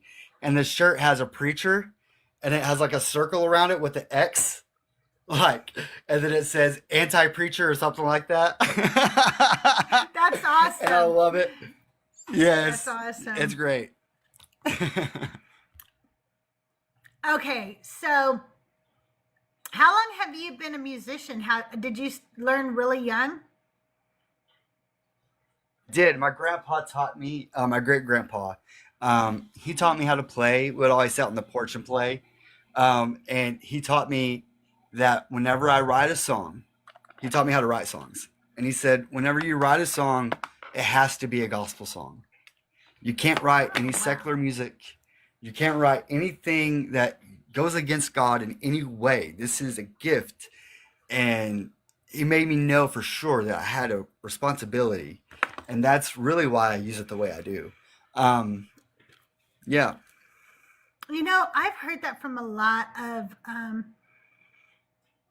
of musicians who have been told that their music ability is a gift from God, and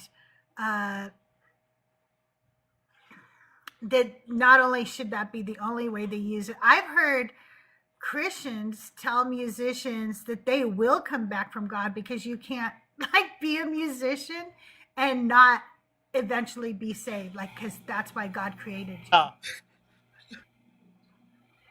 They need musicians in church so bad. They really They do. really do. How are you going to get people to come up to the altar without that, little quiet guitar and key, board going to try to get them, to come on up? Have you guys watched? Music is so powerful. It really is. Have you guys watched Life Beyond Belief? They talk about the business of the worship team and how it's truly a business. It's really good stuff. Like they really explain. Hey, Fox. I've heard a little bit of their things, and I actually got introduced to them by you, and so I've listened to them now. Life Beyond Belief. And the thing too is, whenever you are especially in charismatic, you think, okay, our church could be like any other church. Thank you, Dagda, for being. But like our church could be like Bethel Church, and we could write music, and we could produce this, and we could write worship music, and it's going to be just as big. But the thing is, it's all nepotism. Yeah. Like when you realize the writers of the songs, of these worship songs, it's all nepotism. they have to be in the right family. They have to be like kin or some really close to the Bethel Church, and so it's just like your church is probably never going to have a worship song. You're probably never going to write a worship song that's going to be sang by all these churches because you're not the right. You're not in the right group. Right. It's only a certain group. Yeah. Yeah, absolutely. Absolutely. Um, okay, so you learned how to play. Do you only play the guitar or do you play several instruments?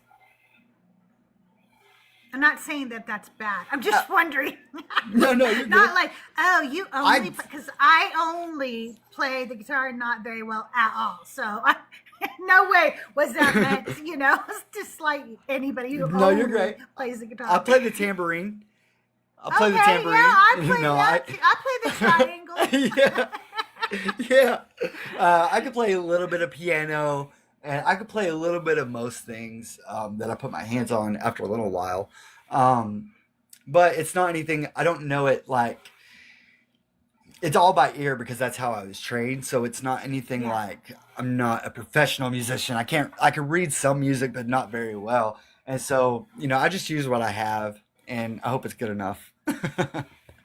Yeah, absolutely. I had a grandpa, not a grandpa. He wasn't a grandpa. He was a great uncle, but he was like he was my grandpa's brother, and so he was like another grandpa to me. Okay, because that's the way I treated him. Anyway, he could play anything by ear on the piano. So like we could go listen to, Itzhak Perlman or something, and then he would sit down at the piano and play the whole piece for us again. He was so incredible. I was so jealous of that ability. But for some reason, I picture you playing the guitar and the harmonica. Dude, you need to pick up the harmonica. I do. See, that's so crazy you said that. My grandpa played. He had a thing that he would play the harmonica and the guitar at the same time. And I love the Yes. harmonica. But the thing about it, it's to learn it and to practice it is so annoying for the people around me. Oh yeah, I'm sure They're that's like, true. I'm sure. yeah. But And so, like, with I don't know if you've horns, ever picked up a I just try to go harmonica, easy. but harmonicas are hard to learn too. Like what? Like I have to make sure my lips are in this particular area. Do I blow or do I suck at this point? And I don't know. They're not very easy to learn. At Yes. least not for me. My brain is like, I don't know what I'm doing. I'm just making noise. I might as well have a kazoo. If anyone's heard of the Crab family, they were all about the Crab family. And the Crab family has a son that he can make the harmonica talk. And it's like, That's he'll cool. talk like a baby. And my grandpa was so in love with that. So yeah, the harmonica is so cool. I wish I could play it. Yeah, I totally could picture you playing Spicy. I need to hear you play the harmonica now. All right, you guys, if you have questions for DC, don't forget the guest box is open. If you're too shy to come on up, you can ask questions in the chat. I'll read them out to DC. And if you're over on YouTube still, I don't even know if I have people over on the YouTube because I screwed up the YouTube in the middle of the live. And so they may have left. But if you're on YouTube and you're still watching and you have a question for DC, just ask in the comments and I'll read it out. Steve Green could play the hell out of the harmonica, and you haven't played since you were a teenager.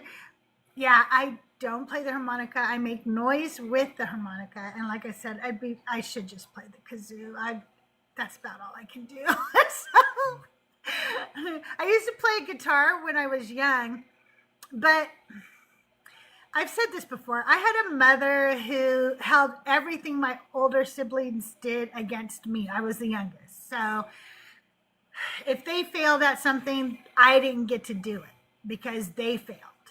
So, since my sister took piano lessons and didn't do her practices and didn't keep up with the piano, I wasn't allowed to take any classes in musical instruments. I did get a chance to take guitar in school because my school offered it at one point, and I did really well. I won awards, but the teacher said, now she needs private lessons. And my mom said no. So I never got to go any further. And so I didn't really go any further with that. Okay, so were you always Pentecostal, or did you ever try any other denominations?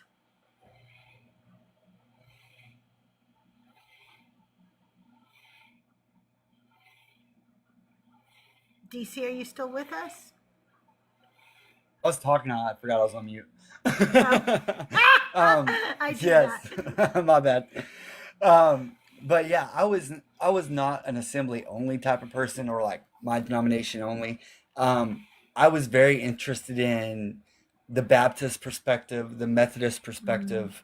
I wanted to understand how they all thought. But at my little town, there was only so many denominations, and they're all fighting each other. So, like, they knew that I was the kid from the Assembly of God church when I'd go visit the Baptist church, and so they would laugh at me, or they'd be like, "We don't do that here," like I'm just clapping or something during a song. Yeah. We don't clap, you know. Yeah. Like always correcting me, and so it was like I'd never fit in when I'd go to visit those churches, or like they were always correcting me, and so yeah, it was just really weird. Like, that's not how we do things in this church. Yeah, it was wild. As a young Methodist girl, I had found out probably at church camp. Okay, so John Wesley, who started the Methodist Church, went to India at one point in his, life, and he found out that, and I don't know which religious group in India. Okay, he found out that, and you guys will probably tell me the minute I tell you, because I didn't get to study other religions. Okay, that people would go on these. I don't know how to put it, like these treks or these journeys that they called ashrams. And they would go and worship and meditate, and for a whole weekend or a whole week, just do nothing but that. Okay. And so he started, he appropriated that into the Methodist church. And so many youth groups would hold these events that they also called ashrams. We didn't pronounce it right because we said ashrams, but I think they're actually called ashrams. Anyway, so you would go away for a weekend or a week to a camp. And then, of course, the whole time, it was just church camp. It was just church camp called ashram. Okay. And so we would go up to him. I actually live very close to the camp now that I went to as a kid. I remember as a kid, it seemed so far away from my house. And in reality, it's not far away from where I grew up at all. But as a kid, you know how if you drive 10 minutes, you feel like you drove to another state or something. 100%. And so now my house is literally not very far from the place I grew up, and I drive by it every once in a while. I'm like, oh yeah, that's where I got baptized, in Strawberry Creek. But I met another group of Methodist kids who went to church in a Methodist church that was much closer to my house than the one that I don't even know how my parents ever chose the church they chose. It was nowhere near our house. We drove about a half hour. There was no need to. There was one literally within minutes to our house. So when I found that out, I started hanging out with their youth group. And their youth group was becoming evangelical, which I didn't know at the time what evangelical was, or, you know what I mean? Like, I didn't understand what any of that was. And so I loved it. They played worship music, where at our church, it was all hymns, like, get out your hymn and turn to hymn number 347, how great thou art, and but they sang songs like Hillsong, and you know what I mean, and stuff like that, and they played guitar, and they sat around the sanctuary to do youth group and pray and hold hands, and it was so kumbaya, you know. So I started going there a lot as a teenager, which my parents didn't really like because they were like, "What's wrong with our Methodist church?" And I was like, "It's not evangelical enough," you know. But yeah, I really got into that. And in that one, you could clap. In that one, you were doing the, oh, you know, and stuff like that. In my Methodist church, you didn't do any of that stuff. So once I started going there, and a lot of our youth did, when we would come to our church, we would try to do some of the same things they did over there, and they just weren't having it. We're not going to clap. You're not going to raise your hands when you sing. We're not singing Hillsong. We're not doing any of that. We're going to stay with the hymns. Eventually, almost nobody went to that youth group anymore, and all went to the other youth group. Of course. You know, they That's how were it relating happens. to us. Yeah. So I got a funny AK story about a Methodist church. Okay, go Oh, ahead. sorry. Tell me. No, you go ahead. So whenever I was an evangelist, I went to this Methodist church here in Fort Smith in Arkansas. And so I was super Pentecostal, and I let them know. Like, I told them we needed to meet the day before because I needed to know for sure where my limits were, you know? And so, like, what can I do? What can I not do? Like, and I would totally abide by the limits. And so that night, 3 of the Methodist ministers were baptized in the Holy Spirit, and they started speaking in tongues. The meeting before I preached Wow. to the kids. The next day, all the kids were slain in the Spirit, and then literally my sermon, like my speaking there, caused a split. Like the church That's freaking split funny. after that night. That Yeah. is funny. Yeah, that's the kind of things I did, breaking up churches. Because we Yes, brought the Holy yes. Spirit with us. We got slain in Right? the Spirit too. I remember getting drunk in the Spirit as a kid, because one time when everybody was getting slain in the Spirit, it just made me laugh. And now I realize why, because it just looks stupid. You know what I mean? So the more I watched people, the more it made me laugh. And then once I got the giggles, then a couple of my friends ended up getting the giggles too. Now, in my head, I'm being honest with myself. The reason I'm laughing is this is funny. Like, this is all ridiculous. People falling down on the ground, flailing around, doing, you know what I mean? Like, it is funny if you watch people get slain in the Spirit. It's hilarious. I watched a lady cluck like a chicken. She literally It's so clucked, dumb. like, not to interrupt, but like, I don't want No, to that's diminish okay. your stories. Your stories are child's play compared to what my church was like. So, We- well, I'm telling you, the Methodist Church is child's play. So You had a turd fall out of a skirt? No, I didn't have that. I'm laughing so hard, and then Joking, I'm joking. finally, a youth pastor said, "Oh, look, she's drunk in the Spirit." And so then after that, I was convinced that was what was going on. But now, as I look back at it, I realized that it was just stupid, and I thought it was funny. If you didn't speak in tongues, if you weren't dancing and just screaming and shouting during worship in our church, you were an outcast. Like, Oh my you goodness. were definitely an outcast. Like, we had chastity vows. We were Oh. real big on purity culture, satanic panic, all of it. We I were had big on Satanic Panic for sure, Yeah. because it was the 80s, you know. I had a virginity key. Oh I my had a gosh. chastity vow with my father. Yeah. I That- didn't have that. We were Methodist. There's no chastity vow. There's no, you know. Now, there might be now. I just want you to know, if you're Methodist out there and you're like, we speak in tongues, we have chastity vow, you know, I haven't gone to a Methodist church in many years. I became a Quaker eventually, and so I don't know a lot about. I do know that the Methodist changed around the 80s, early 90s, where they came up with the slogan, open hearts, open doors, open minds, or something to that effect. And they became more open to things like the LGBTQIA specifically. And women being in leadership roles were two things that they started changing around that time. So they might be more evangelical now. I don't know. But growing up, they were not. They were not. Did you They ever had go no to spice. Did you ever go to exorcisms? Like my parents No. took me to Bob Larson exorcisms, and it was they that those were based out of the Assemblies of God Church, the churches. Yes. That So We one, were told the thing we with were the told not to exorcism, talk to the Assemblies of God because they were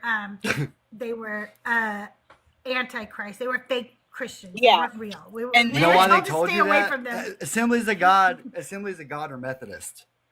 They're pretty much Reformed Methodists. Yes. I did not. oh wow, That you know, was a so I'm that was a church split in the Methodists in the early 20th century. Oh my God, that's why they were like, don't go to Assemblies of God. when I was a kid, I was convinced That's my parents right. were taking me there because I was demon possessed. And I'm sitting there because he starts preaching, and all of a sudden people start growling and foaming at the mouth and like screaming and cussing. And I'm like, it's me. I'm next. It's me. I was super intrigued, and I was so not even aware of myself to think that I could be demon possessed. You know what I mean? Like I just totally thought it was other people, and I just wanted Yeah. to watch it. Yeah. Yeah, like I was super interested in watching it. I never thought that I would be the one possessed though, or anything like that. No, for sure. My parents were, I was the problem child, even though I was the best kid they had, which was hilarious. So I'll tell you really quick about Darth, if you want me to. Yes, this Okay. is what I want to hear. Okay, so Deborah had a live on Sunday, and it was me, Hanji, and Deborah. And some guy comes in and then literally is reading the script, the Philibro script. Like, obviously, this dude is reading exactly what Darth Dawkins is talking about. And he's just trying to get Deborah on the intelligible. And Deborah's like, I'm not going to Philbro you. This is absolutely ridiculous. Like, you're not even. So she kicks him. He goes and runs and tells Darth. All of a sudden, Darth Dawkins joins the live. And then you hear all of them were like, oh, look who joined the live. He immediately requests up.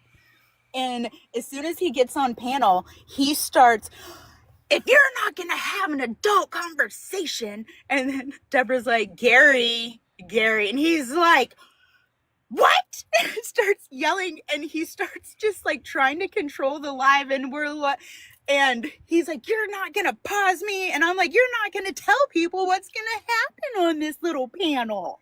And he ended up getting mad and just storm leaves, and all of us at the same time unanimously were like, oh, he left. Oh my God, his little feces are hurt. And Hanji recorded it. That's funny. Well, it should have been recorded for Deborah already because you get a whole recording of your show. I don't know why, but when he came on my live, he was funny and he was personable and he was nice. You got two sentences out and then rage quit. It was so funny. It's pinned if anybody wants to see. I think it's still pinned. So if you ever want to see Darth Dawkins talking in a funny voice, being personable and kind of human, it's pinned on my bio. Good morning, Duck. How are you today?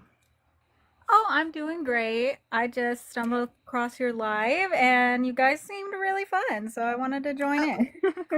Well, today what we're doing is called Decon Q&A with CrystalJae, and what it is that I bring in people who do content based on deconstructing Christianity and harmful religions. And today we're talking to Deconstruction Center right down here. And so if you have any questions you want to ask him, please feel free. That's what we're talking about today. Yeah, I love new friends. Like, we have a new friend named Duck. Quack. I'm Crystal. That's AK. That's Cash, and that's DC. Hello, everyone. Hey. Hello. So did anybody have a question for DC, or shall I continue? G-Tweet, you would love to hear Matthew debate Darth? Did you guys see JD's repost of someone telling him, hope he enjoys burning hell? No. Hey, Crystal, maybe we can do a live together on one of my talks. I would love to, Spicy. I would love to. Send me a DM.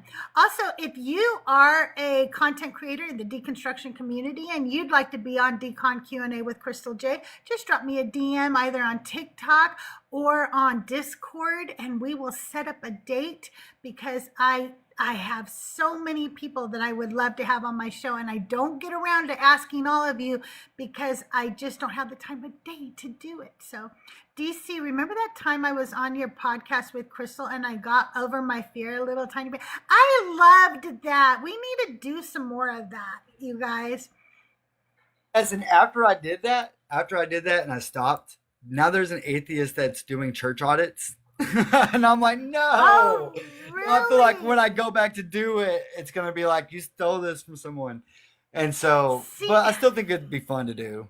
Oh, absolutely. Wait, I don't understand G Tweet's comment. G Tweet says, so Deconstruct was wrong in his opinion, but no, he's right. And then he says, Deconstruct's odd of being right this times are 50-50 now. So I don't know what he's saying. Well, what he's lay the glass talking piece about. down. G Tweet, lay the glass piece down, and maybe you can leave the trailer park. So I was indoctrinated. Okay. I was indoctrinated, and when you actually get educated, you realize that the reason why you're indoctrinated is because they don't have evidence. Yeah. Okay. If they don't have evidence, then they have to say, you just take my word for it. But when we look at anthropology, we know that gods were created around 14,000 years ago. Okay? We created gods. Before we actually had society, we worshiped nature. Nature was our provider.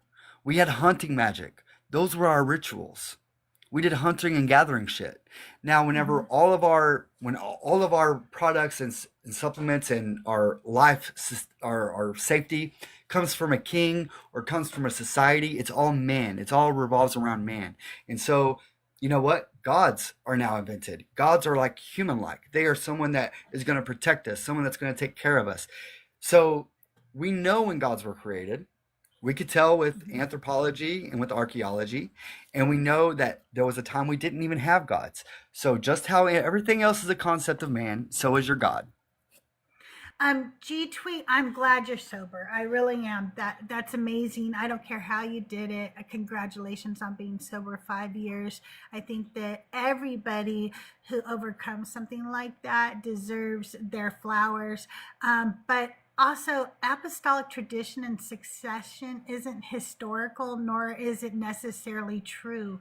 We know that lots of people lie for their religion. We meet them every day on a daily basis. And as we've talked in the past, many of us used to lie for our God too. So we understand that, you know. Yeah, of course, AK. But the thing that you pointed out was that DC was wrong, and then, oh, congratulations, Longbeard. And now he feels like he's right. One thing I love about non-believers is, for most of them anyway, the ones that I have met, are willing to accept that they could have been wrong before. And I don't see that in Christians a lot. They don't like to admit that they could ever be wrong about anything. And I don't find it a weakness that somebody is wrong. I find it a strength to admit when you're wrong and to learn something new from being wrong. There's no weakness in being wrong. That's how we learn.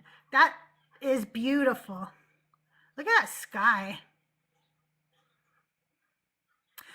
Because there's witnesses on my birth certificate, plus I have DNA that matches them, G Tweet. It's cool.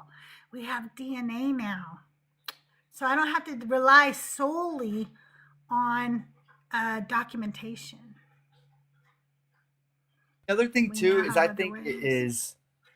I think it's super disingenuous to not ever think that you could change your mind or to ridicule Right? other people for realizing what they believed was wrong and to change their mind. I think it's super honest approach, and it's also not easy. to admit that you were wrong. And whenever I left faith, you don't understand how many messages I got on my phone because I was radical. Like, I would go into Pizza Hut and stand up on my table and start preaching. Like, I knew people from all over. And I would have messages whenever I would post on Facebook, hey, I don't think I'm believing this anymore.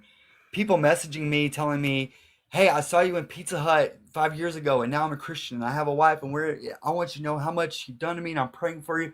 You know what I mean? And then I have to tell them, I am sorry. What I got you into was not real. Like, I was fooled, Yeah.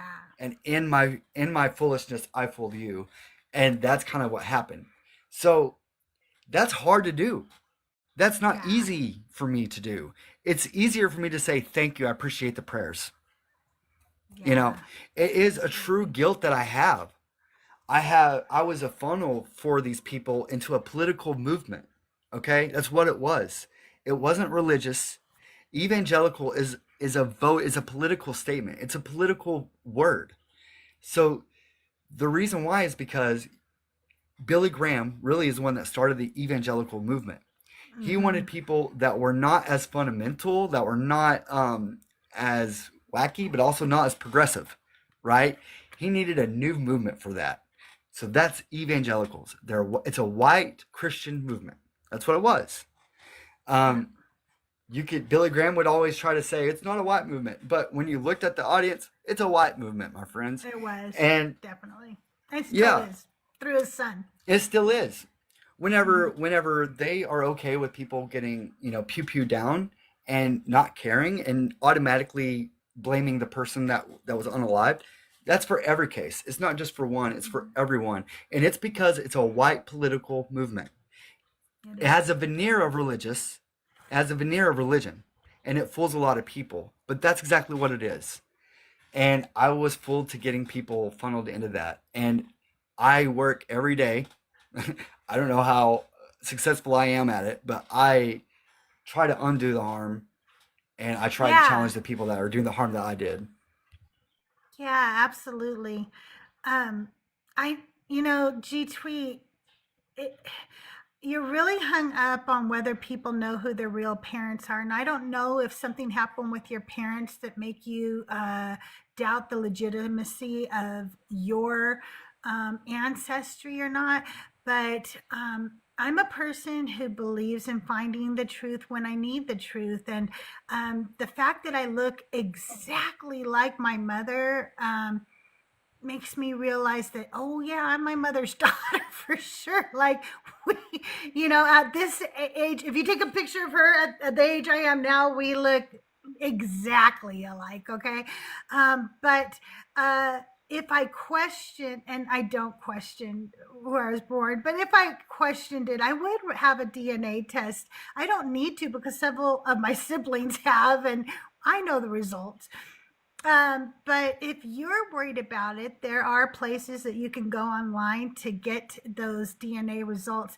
And if you think that it's just one tiny thing in the Bible or in the religion that makes us doubt the religion or the veracity of God, you're wrong. It's so many Ooh, things. I got a And question. so, yeah, go ahead, DC. I'm wondering if G Tweet watched that documentary. I forget what it was, but it's of this Christian. I think he was a Mormon or something. But he was a doctor, and he artificially inseminated all these women with his Oh seed, yeah. and it wasn't supposed to Yeah. be. And all these people are like going to the 21andMe or whatever, and they realize they have like 200 or something siblings. Like, it's a No, it crazy was like amount of over a siblings, maybe even thousand. more It than was that. like over 1,000. Yeah, yeah, And it's they were having crazy. This is the problems. type of shit. Yeah, they had problems in the vicinity because he had done this to so many people that half brothers and sisters had begun dating because of how small that area was, if that makes sense. And so it was pretty Mhm. crazy. If I can respond to G Tweet really quick, and he's like, let me Yeah. speak slow. Buddy, you're not important enough for me to read your things. All I saw was you say something about DNA, and all I said was I took a DNA test. So you're Yeah. not that important. I was showing pictures of the mountains, but you do you, boo boo. Exactly. And the thing is, It like, goes to the just so truth you and know, fact. G Tweet, many people aren't raised by their biological parents anyway. I personally was raised by my aunt and uncle, and so I don't really give a fuck who's related to me by blood or not. It's never been important to me. I have a huge blood family. I don't really, care whether somebody's blood related to me or not. I feel closer to many of the people like AKDC Cash, Schley, than I have ever felt to blood relatives because they care to get to know me instead of just assume that they know who I am because we're blood related or something. And that's what a lot of blood relatives do. They assume they know you and they don't do anything to try to get to know you. You know what I mean? So I think sometimes blood families are just overrated, personally. I think our families are who we make of them in the end. Who do we decide to allow into our inner circle? That's who my family is. Doug, my kids, my granddaughter, the only blood family that really means something to me. But instead, I have this giant deconstruction family that I talk to every day that supports me, has literally supported me financially more than any church has ever done in my life, without me ever asking, by the way. And so they've done more for me financially, emotionally, spiritually, in any kind of way than Doug and my kids have done. So I think that family's just overrated, especially blood family. I just think it's overrated. Doug, you wanted to share a story with us, and I'm sorry you have been waiting so patiently. Why don't you go ahead and share your story with us? So it was when you guys were talking about, like, did your church do like the whole demonic possession and, you know, all that's the exorcisms and stuff. And I was someone who got exorcised. And Mm.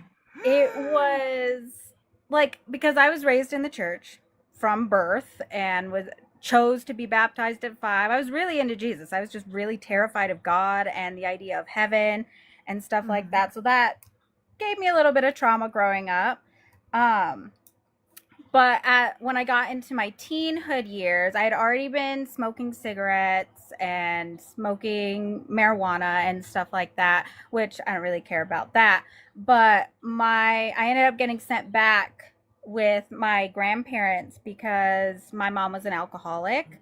And so basically I found a way to get us out of there. And so we went back to my grandparents, but I was obviously having some behavioral issues. And my grandma had brought this up to the church without my consent, without, asking me at all if it was okay to talk about this. And so, like, they took me, because I went to church on Sunday, they called me up, and I've got major social anxiety. And definitely a fear of speaking in front of people. I do this because it's helping me get over that fear. But they called me out. I had no warning. They called me up to the front of the church and they started their cockamamie nonsense. They're putting hands on me and trying to cast the demons out and doing all this. And it was that moment that I was like, I feel nothing. I'm not feeling like any demons come out. I'm not feeling a Holy Spirit. I'm not feeling literally anything other than embarrassment and anger at the situation I was in. And so that wasn't the exact moment I completely gave up Christianity, but that's when I stopped going to church. I was like, you guys are crazy. I'm not the problem. My alcoholic, abusive mother was the problem. And I might have some issues, but it's not demons. And then Amen. it wasn't until I was 23 when I met my husband that he sat me down and started deconstructing the actual religion with me and teaching me the history of like where Christianity came from, that I was like, oh my gosh, I feel like an idiot. I was duped this whole time. And I do have serious like issues because of it. And I do get very triggered when people try to push their religion on me. I do get very mean. And I try not to. But when you're telling me um it's okay if I look at a windmill and think it's a giant, no, it's not. Right? It's a windmill. Stop telling me that's a giant, Don So, Quixote. yeah, like what? That is great. And I'm like, I just made a video about it. I've got like 12 videos where I've been arguing with theists I'm for the gonna last 2 drop days. you a follow right now. Drop it. You guys, everybody follow Duck. She's our new friend. Duck, Love are it. you on Discord?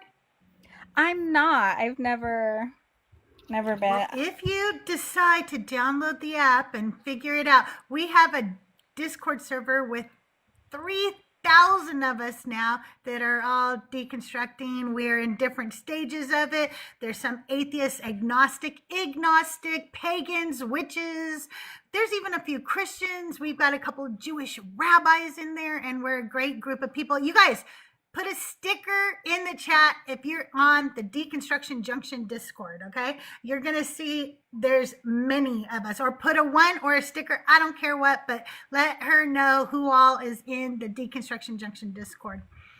Am I in it? I don't even know. Am I in it? AK, I think I've invited you, but you didn't do Discord when I invited Oh, you. So... invite me again. I have Discord now. Okay. Yeah, invite me Okay, again. I will.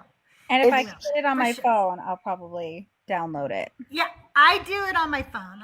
I use Discord on And my I've phone. literally Um, this week, like yesterday, I was in a group of atheists, and they were like, "There's this." I guess they didn't even know I'm in the channel or whatever, but they're like, "There's this there's this deconstruction Discord, and really, it's too large for me." They were kind of complaining about it, and they're trying to sell their Discord, but they're like, "I just can't get around to deleting it because the resources that is just so powerful. It's so good."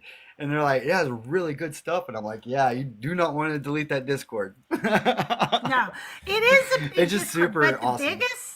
the biggest part of the Discord is the part that says the Kraken Crew, and you can collapse that, okay? But the Kraken Crew is all of our creators, and there's about 40 of us right now, and we try to grow that area so that you can, guys, let's say, your favorite creator is, CrystalJae. She's not on today, and you're really missing CrystalJae because she is, of course, your favorite creator. And so if you want to find another creator that you can watch, we try to give you a huge variety. I see a lot of our creators in chat right now. Life Beyond Belief is there. Cash is there. I saw JD earlier. And DC is one of our creators. So that part can be shrunk down. You don't have to... it won't look so large if you just shrink the Kraken Crew down. But yeah, it's a great, there's resources in there. There's shenanigans constantly in there. There's mental health resources. There's book recommendations. There's biblical scholars if you have questions. So it's an amazing Discord server. And you can actually get free books. There are free books, scholarship books that are available in the resources tab that biblical scholars who've had to have these books for school or whatever, they just went ahead and put it in the Discord. So if you are interested in, studying at all or figuring out the historical context, you can get all of that in the Discord. It's super, super resourceful for sure. Absolutely. Yeah, honestly, Duck, this community, even though I wasn't in the Discord, but just this community alone has truly, honestly saved me because I had to cut ties with my entire family. And it's interesting that you say the financial thing because I actually just had somebody reach out to me from the community asking about a fundraiser to help because I might be losing insurance. And so it's like the people here are genuine and you can literally find anyone to help you with anything, and they're there on a moment's notice.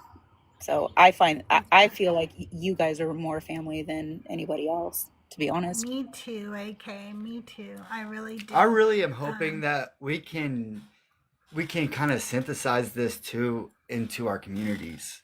like where it's not just a viral space, but maybe like one day a week, if somebody feels up to it or something, like maybe host like a together, like, post maybe in your local Facebook group or something. Like I'm thinking about getting together with former Christians this week, and just seeing if anybody around us or in my town um, is needing to get together or talk or something, and maybe set a Yeah. public space where it's safe for everybody, and have that availability, because we are just the people on TikTok. Yeah. And I can't imagine how many people we're living by, our neighbors, that don't have this.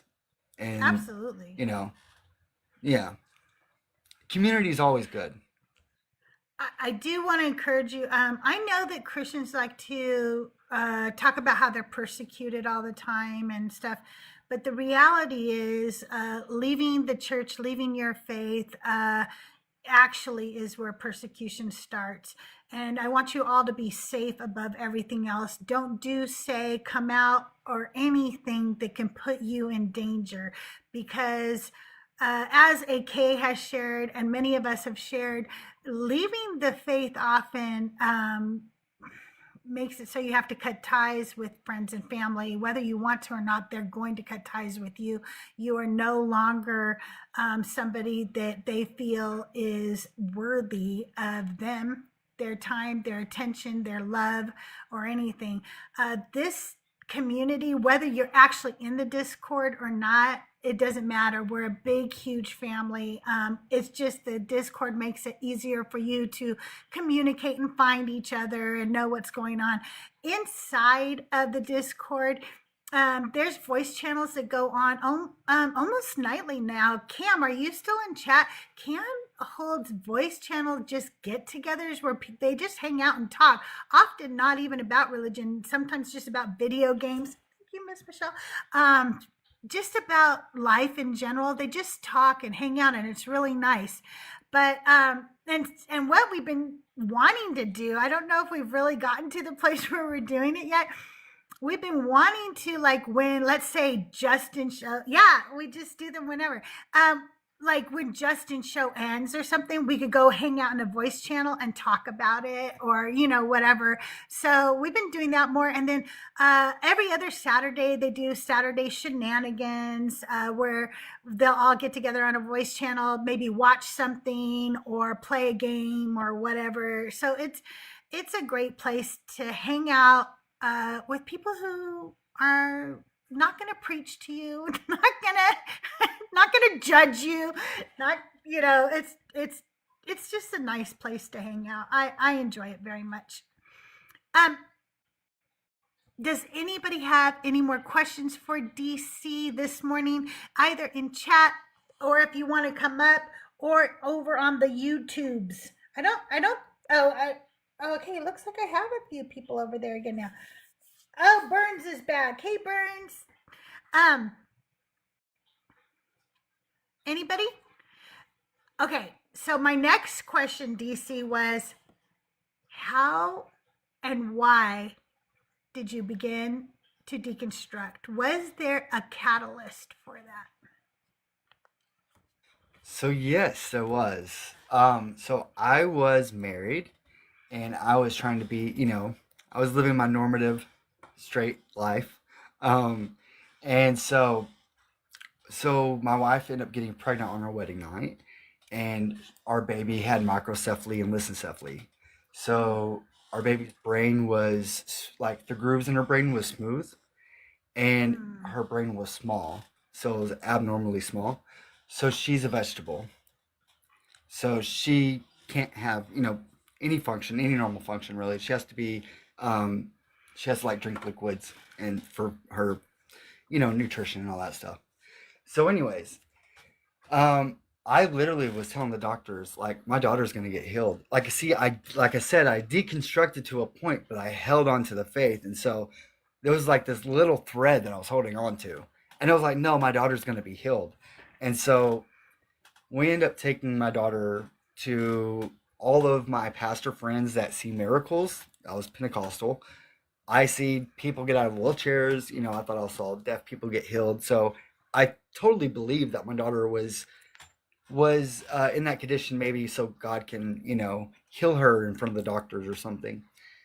And after we took her to so many, you know, churches, and my wife she was a Methodist, and she thought that I was crazy. And so my family didn't really want to be involved. And so it was just like me fighting against the world. And finally, the people that I'm going to heal my doctor or my daughter was like, Carl, you just need to quit taking Kobe over here. There's like, with what your daughter has, like, we have never seen someone get healed from that. Like, legs, yes. Like, but literally, they told me to not waste my money, to keep coming up and not wasting my time. And so they were my friends. They were just looking out to me, but they didn't realize how much, like, they just took away from me at that moment, because they just pretty much admitted to me, this is impossible. And, our God works for headaches and for like fake leg growings. But really, if you really need a real miracle, it's not going to happen. Yeah. Yeah.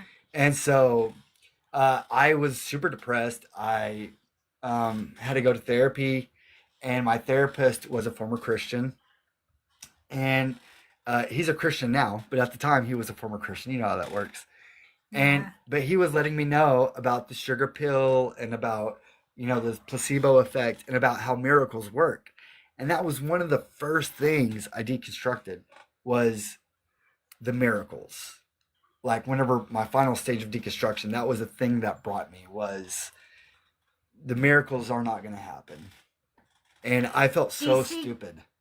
can you clarify something you said about the money? Were they charging you, or were you just giving like an offering to them for Well, doing it? no, let's say I'm in Arkansas, right? But the ministers, Mhm. they're going to be in Florida, and Oh, okay. they're not going to be anywhere around me closer than Florida. I would go to Florida. You know what I mean? I would go out of state. I would travel wherever it was, getting hotel rooms, Yeah. you know, chasing down the healing. Um, because I knew that nobody around us would have seen anything like that. They wouldn't believe in it. It was super cringy, I know, but it literally was just like eye opening for me, um, that this thing isn't true. And then during that whole time, I'm having a crisis, and I have, a wife that doesn't love me. Um, Mm. I have a family that doesn't support me. I had all that going on, and I'm just looking, going, what the hell? Like, I have been trying to please everybody, and I've been trying to, believe like them and accept what they've been telling me, and and they still hate me, like that. Yeah. So why not just actually get real education? Why not just look at it again, without anybody's Yeah. influence, without worrying about what my mom wants me to believe, or what, my grandparents told me, or what they expected of me? Just look at it and evaluate it myself. And so that's when I started looking up, scholarship. And so I went on YouTube. I didn't have any money for like college or anything like that. So I got the free education. I went and I watched all of the Old Testament survey of Yale. I watched all of the New Testament survey of Yale. Some of that's outdated Wow. now, but it was at least a foundation, right? Yeah. And that's like, okay, I know El is an older god. I know that they were using the Canaanite religion. And it just, whenever the Old Testament broke down, it was like, this ain't real. If there's no Yahweh, there's no Jesus. Like, Yeah. even if there was a man, there was no Jesus. And so that's whenever I was like, okay, wait a minute, holy shit. I have no one. I have no one. And I remember my friend, she led worship, and she's one of the persons that told me, I will believe in you no matter what. No matter what you do, I'll believe in you. Even if it's not religious, no matter what you put your mind to, I will believe in you. She was a COVID denier. And the last time I went to church was at her funeral. Oh Yeah. my God. Nobody Oh my was God. wearing I'm so masks. sorry. Nobody was wearing masks. Everybody's hugging each other. Everybody is just, and I'm in the back, and I'm not neurotypical. I don't have the money to get diagnosed. I don't know what the fuck is wrong with me, in all honesty. but I deal with it the best I can. And I'm in the back Yes. freaking out. I'm in the back freaking out. These are all my old friends, and they are cheering for the thing that killed our friend, our unalived our friend. I'm sorry. As they've invited me back so many times, but I cannot go back to that church without seeing Jama in a casket. You know, it's just I'm so super sorry. weird and cringy. And it was literally at that moment I asked myself, is this even good for humanity? Is this good for society? And I'm like, no. No. And then the narrative starts to play, okay, well, like God's not good, is he? And then you're like, holy shit. You start thinking about all the people he unalived during the flood. And I'm like telling my pastor, you know, I'm already losing my belief, but I'm like, I still believe it's good for society. So I'm kind of like a cultural Christian at that point. And I'm like, dude, this guy isn't even good. He unalived all these babies. He unalived like all Yeah. these innocent people. And he's like, God had a reason. God is still good. God is good. And I'm like, no, you can't keep saying that without any proof or any way, any counter. Like you can't, you have to give me a reason why these babies were evil, you know, Yeah. or like why they deserve that. And he couldn't. And that's when I was just like, holy shit, deconstruction. It's like full deconstruction at that point. It's like, and it's evolved to the point now where I honestly believe I have friends now that are satanic, right? They are part of the satanic Mm-hmm. temple. It doesn't mean that they, Mm-hmm. believe in Satan. So Right. I don't mean to insult them when I say this, but the satanic people that I was taught, the people that would be sacrificing humans and like eating flesh and drinking blood, those are the Christians.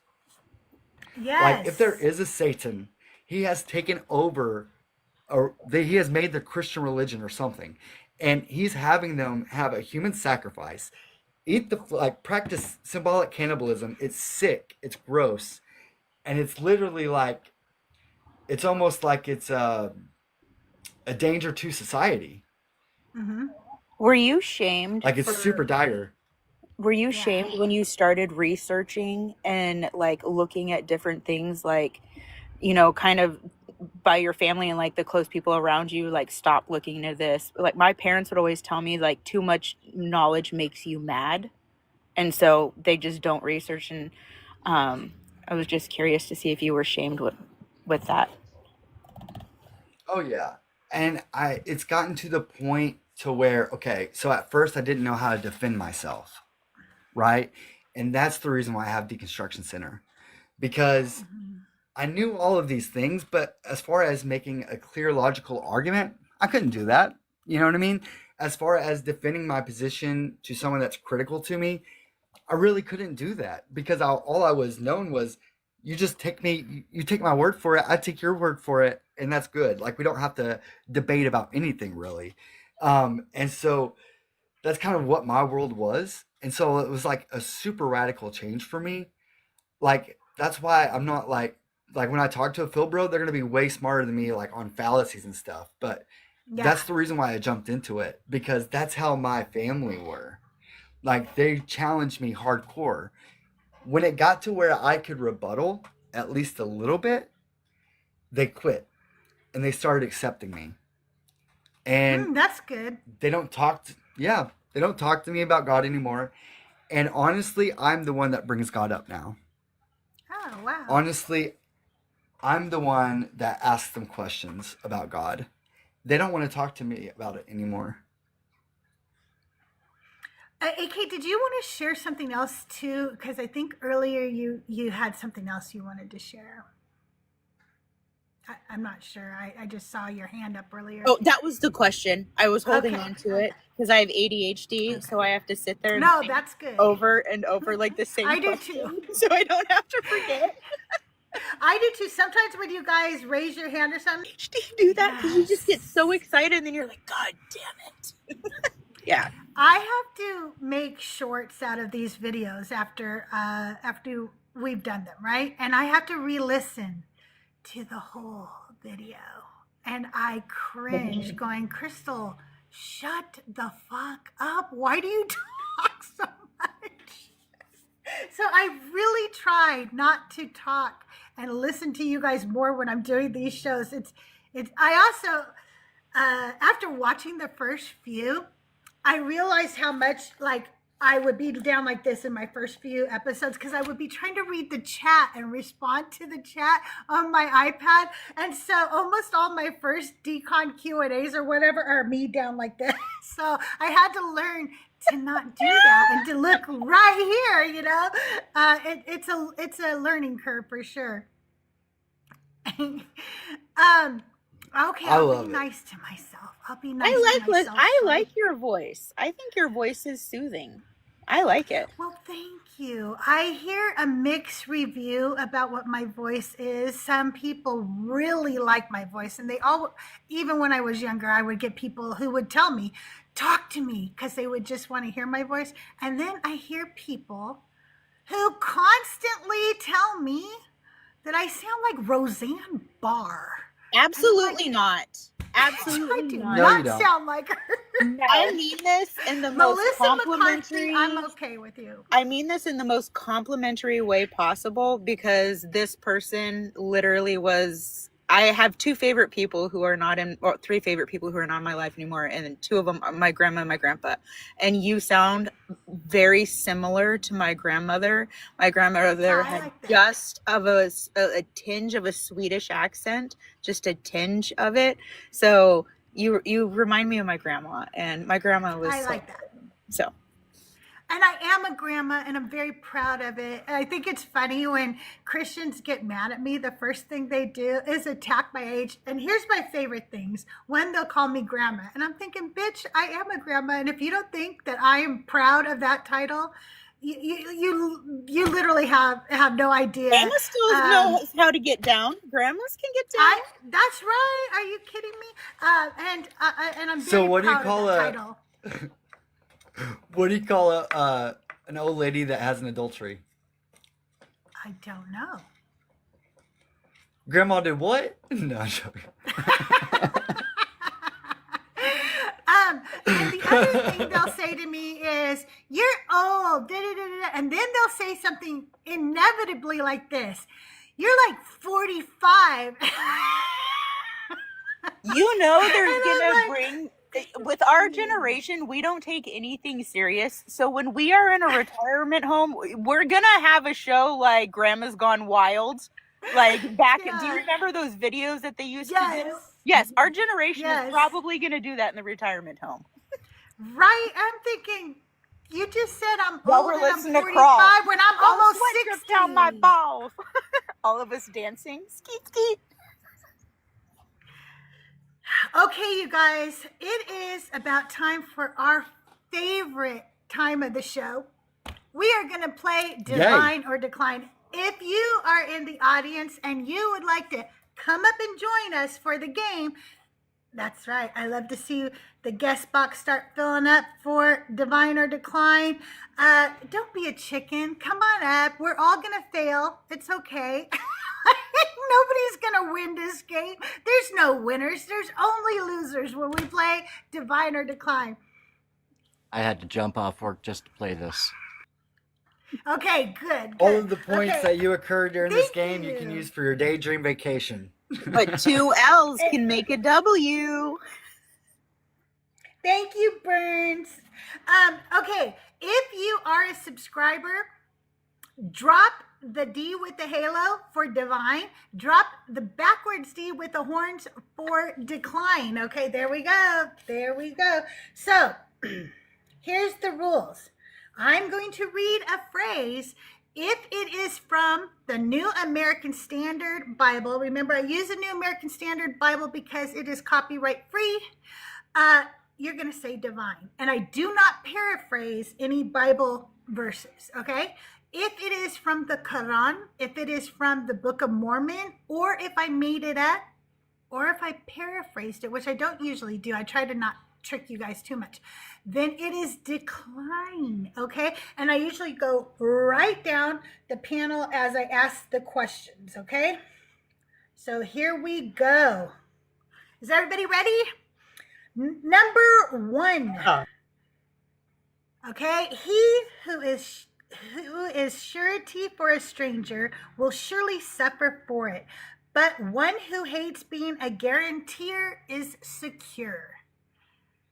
Do you need me to reread that? Because I kind of stumbled on it. He who is surety for a stranger will surely suffer for it, but one who hates being a guarantor is secure. Dagda, divine or decline? Decline. AK, Decline. duck, Decline. DC. I think it's decline, but I'm gonna say divine. Ooh, that was good, DC, because it is divine. That is Proverbs Hey! 11:15. Gamer, no, I am not a Christian. This is a deconstruction live this morning, and I am a deconstructed Christian. Okay, number 2. And behold, I saw that they were made white in the blood of the Lamb, for their garments had been washed clean by their faithfulness. Dagda. Ooh. I'm gonna say divine on this one. Okay, AK. Oh. Oh man. I'm gonna go decline. Okay, duck. I'm going to go divine. Okay, DC. I'm gonna go decline Book of Mormon.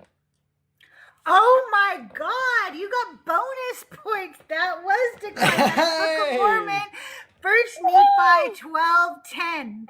So that was good. That was Well really played, good sir. Always well remember played. they like the white. They like the They white. do like the white. I have said that before in this game. There's 2 things you might notice that Book of Mormon mentions white a lot, okay? And only the Quran mentions the jugular vein, to my knowledge. So if I say jugular vein, it's probably the Quran. Okay. Indeed, the thunder glorifies God with praise, and the angels as well from fear of him. Let me repeat that. Indeed, the thunder glorifies God with praise, and the angels as well from fear of him. Decline. AK, I'll go divine. duck, I will also go divine. DC. I'm gonna go decline. All right. Hey, Dr. Bowen, how are you this morning? You should come up and play Divine or Decline with us, Dr. Bowen. It's such a fun game. Okay. That is decline. That is from Quran, Surah 13:13. Okay. Up next is let a ruler listen to falsehood. All his officials will become wicked. Dagda. Can you say that one more time? Sure. Let a ruler listen to falsehood. All his officials will become wicked. Divine. AK, Divine. duck, Divine. DC. I'm gonna say decline. That is divine. That is Proverbs 29:12. You guys, one thing you should know is I like to use Proverbs. So you guys should study up on Proverbs, okay? I like how you can make anything sound like a proverb too. You know, like you can go, the grass is wet with dew, and so their spirits were, or something like that. And Looking it just upon sounds the like a proverb. whispering eye. Sorry. Yeah. Exactly. Okay. Okay. And the Lord Thinking about called upon Proverbs. the. Oh, sorry. Yeah. Oh no. Go ahead. Go ahead. I'll say the other cool thing about Proverbs is there's 31, so you can read a proverb a day for every month. Oh yeah. Yeah, that's true. Okay. And the Lord called upon the waters, and they gathered themselves together into one place, and the dry land appeared. Dagda. Ooh, I'm gonna go with decline on this one. Okay, AK. Oh, I'm gonna go divine. Okay, Duck. Divine. All right, DC. I'm gonna say decline. Hey, where are all my D's in the chat? Why aren't you guys playing Divine or Decline with us in chat? You're missing them? Hey, atheist preacher, how are you? Atheistic preacher, AP. Oh, you got busy. Okay, I'll allow it this time. All right, that one was Decline. That was Book of Mormon, Ether 133. Okay, that's okay. Work pulls you away. I understand. I'll forgive you for that. We got to pay our bills, okay? All right. Even in laughter, the heart may be in pain, and the end of joy may be grief. Dagda. One last time? That was really quick. Yeah, even in laughter, the heart may be in pain, and the end of joy may be grief. Decline. AK. Decline. Duck. Decline. DC. Divine. DC, you're such a tricky little bastard, aren't you? That is divine. That's divine. That's Proverbs 14:13.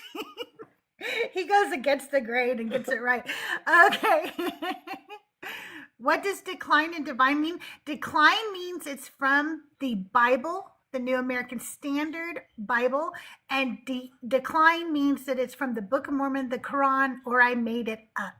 So that's what divine or decline means. I'm just gonna say this quickly. Like, don't go off of me, guys. Like, I've never read the Bible before, so. No, you're doing great. I can't even remember the last time I read the Bible, so we're doing good. I'm still in Exodus Makes right this game now, fun. you guys. And don't forget Don't Bible read the study Bible. tomorrow. That's the secret. Yes. We read What the chapter? We read the Exodus? Bible. We're in Exodus like 23, I think, around there. We're in Exodus. I think you're right. Yeah. If you want non-believers Bible study, you want to learn the historicity of the Bible, you want to go over what the actual Hebrew says. Yeah, we are at 23. I did pretty good this time remembering. Join us on Wednesdays at 11 a.m. Pacific time. And we usually go through a couple of chapters a week. We often have our very good friend, Rabbi Bert, with us, who helps us understand Jewish culture, Jewish history, and the actual Hebrew translations. And JD has a Tanakh, and I also have the Jewish Study Bible with the Tanakh. So we have good sources that we use while we're doing our studying. Okay. He shall be made as the stone cast aside by the builders, not for his lack of strength, but because his face was not known. Dagda. I'm going to go with decline again. Okay, AK. Hey, Bart. Hello, divine. Okay, Duck. Decline. DC. Divine. That is decline. It is made up bullshit. Thank you. No. Well, it all is, right? Hold on, you need to keep the ones that work on people and then publish your own proverbs. Yeah, that's true. That's true. Okay, number 8. Crystal, we all need to become authors. We just all need to write a children's book so we can say we're authors. Well, JD came up with some good ones too. They used to think I was really good at this until they started to try to write their own Bible verses, and they realized it's not that hard to just make a bullshit and say it's from the Bible. Christians do it all day long with us in these debates, you guys. They'll go, you know what the Bible says this, and then you go check it out, and it's not even in the Bible. So, okay. It totally sounded like a messianic prophecy that they would say or something. True. A man who flatters his neighbor is spreading a net for his steps. Dagda. Decline. Decline. AK. Decline. Duck. Decline. DC. Divine. You're right, DC. You're right. Everybody, decline. Are you serious? That is Proverbs 29:5. You guys, Proverbs will get you every time. You never know what it's going hate to say. Proverbs. Read that book. I'm telling you, you You can really read one can. Proverbs a day. After Proverbs a day. Okay. Me too. I love it when they go look for it and it's not there, Annika. I love that. Okay. Indeed, those who turn away after guidance has become clear to them. Satan has enticed them and prolonged hope for them. Dagda.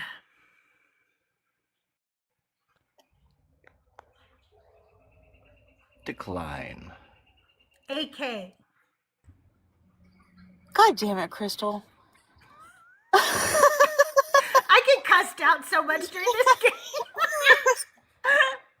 Jesus Christ. Let's just go divine for the hell of it. Okay. Duck. I'm going to say decline, and I think that's from the Mormon book. Okay, all right. Maybe get some bonus points there. DC. I was thinking the same thing, but so I'm gonna go with Quran just in case. Stop it, DC. Get out of my brain. That is from the Quran, Surah 47:25. Good job. Okay, you guys. This There's is the been an final ex one. parte meeting between Deconstruction and Crystal behind the scenes. No, just kidding. I think he's hacked into my iPad or something. God. Who are It's you? that really, Pentecostal spirit Deconstruction? thing I still have. I just prayed in Yeah, I tongues guess before so. this, so I get all the answers. Okay, final one is for all the marbles, you guys.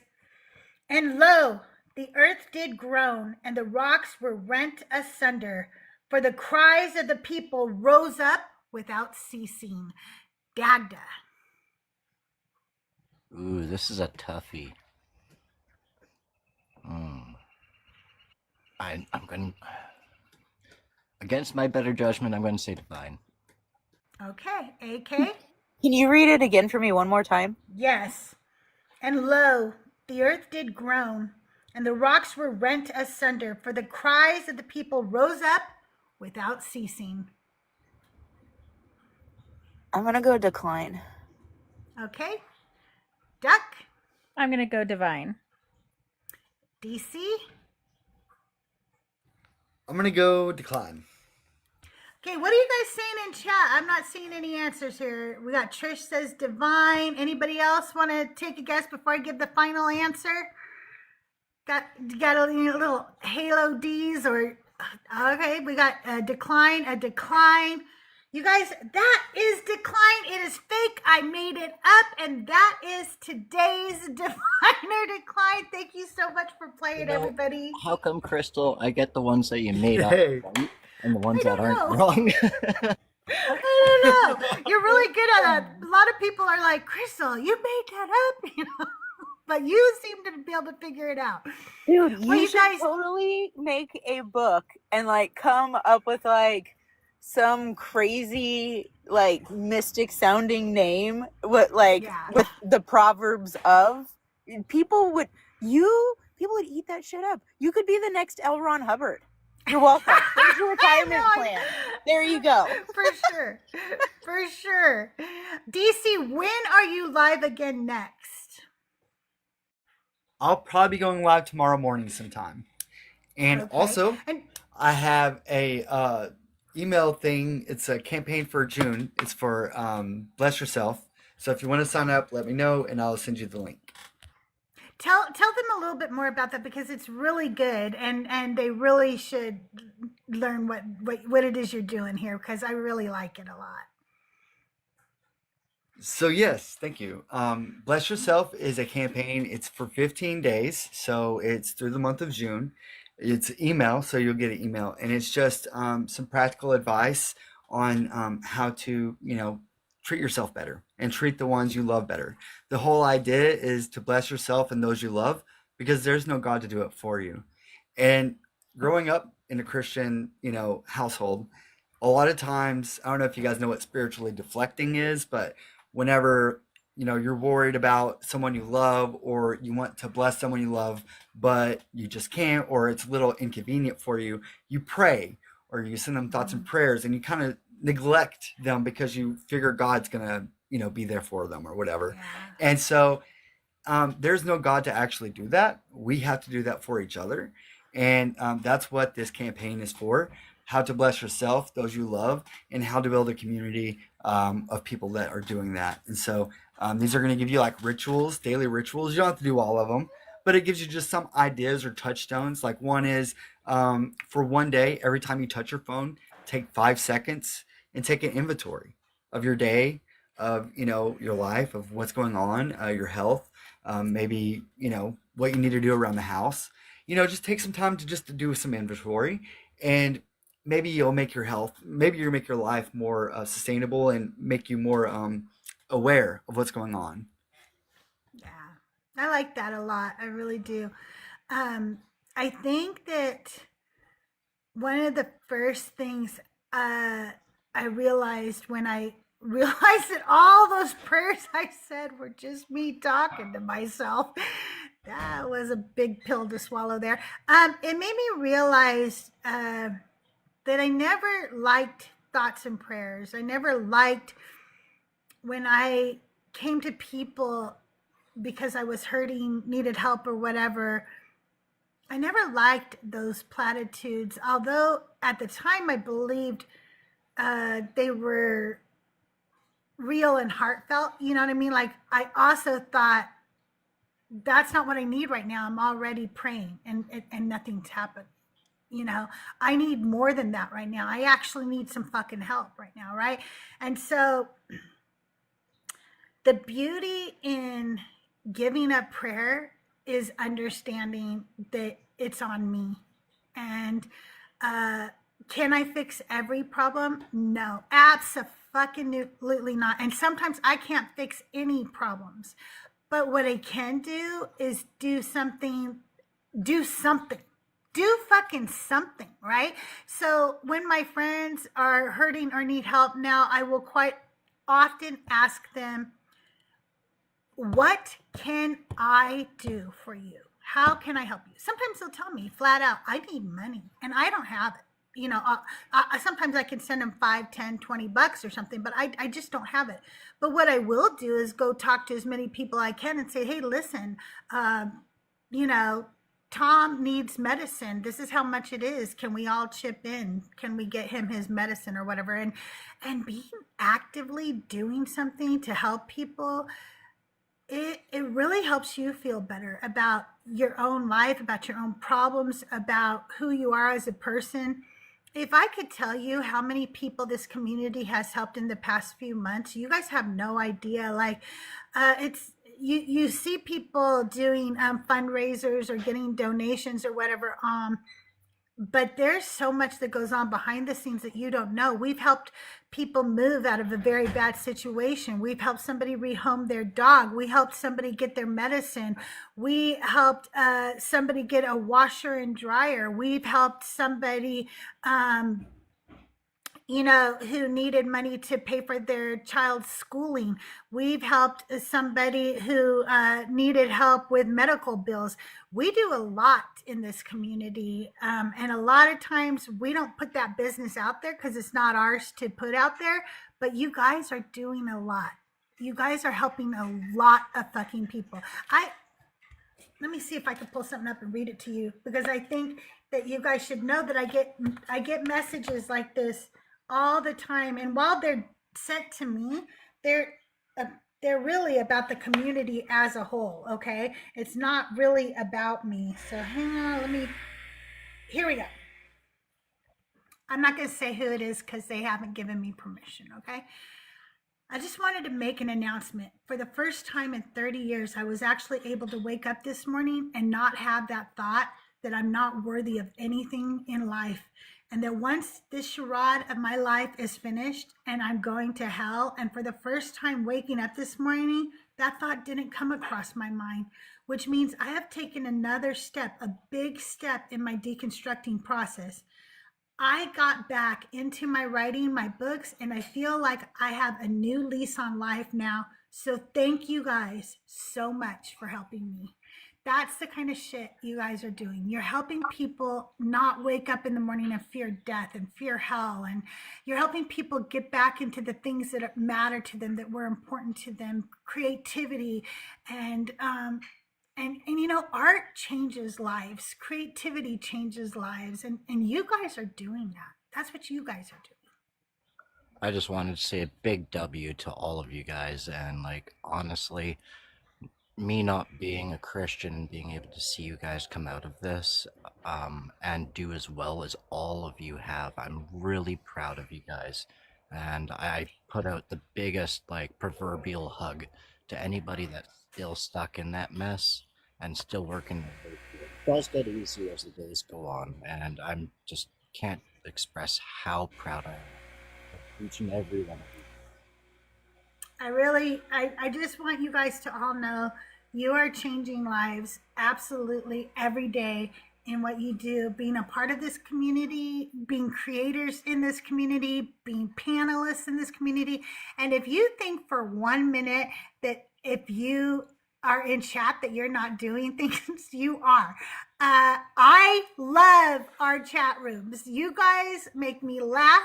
You make me cry. You guys are sassy as fuck. I'll tell you that much.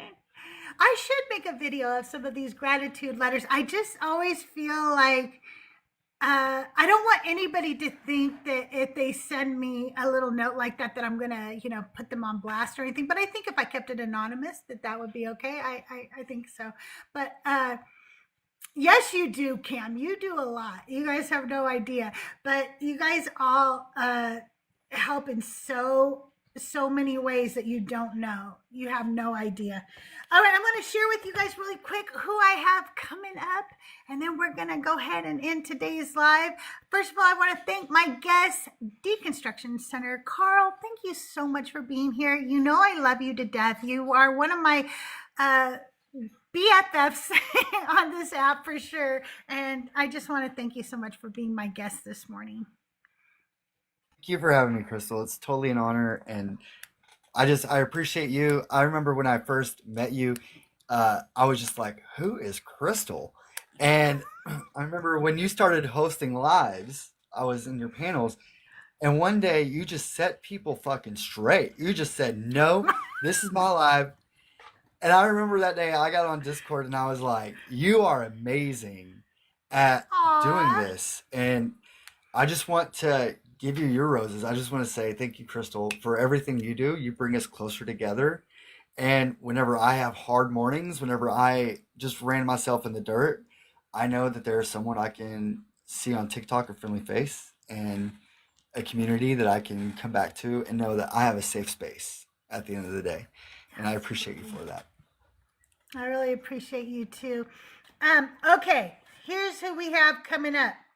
Tomorrow at 3 p.m. we have Dugald. We had to postpone his live. His precious little doggo has been sick, and so we had to postpone it, but we will be going live finally tomorrow at 3 p.m. Pacific time. Remember, I'm in Southern California, so the times I'm giving you are on Pacific time, okay? Then we have on May 9th, Solovino. Solovino was one of the first creators who ever modded me up and was one of my first friends on the app. He is hilarious. And if you haven't ever watched Solovino, you should go see some of his recent videos where he goes on Christian lives and trolls them. They're hilarious. He cracks me up. He kind of reminds me of Zach Galifianakis. And I want to tell you guys a little funny story about that. One time, somebody, right? One time somebody was talking in chat about Solovino, and Joel was like, on the panel or something. Maybe it was Joel's live. I don't even remember, to be honest with you. And I said, oh my God, he totally reminds me of Zach Galifianakis. And Joel goes, I remind you of Zach Galifianakis. I'm like, Oh no, my Joel. gosh, that's Joel, hilarious. he was like so shocked, and I'm like, no, not everything's about you, Joel. No, I'm just kidding. Yeah. Okay, then May 13th at 11 a.m. Pacific time, we have Fluff Skidoo. I'm so excited about that one. May 17th, wow, I just lost it. May 17th, I have at 10 a.m. Leaving Faith, Sarah. And then on May 18th, I have I have JD. So don't forget to join me for that. And then I don't remember what day yet,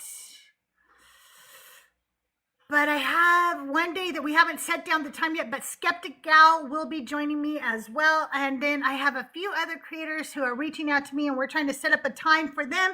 So I'm bringing you some great creators. Hopefully you're following me. Hopefully you're subscribed.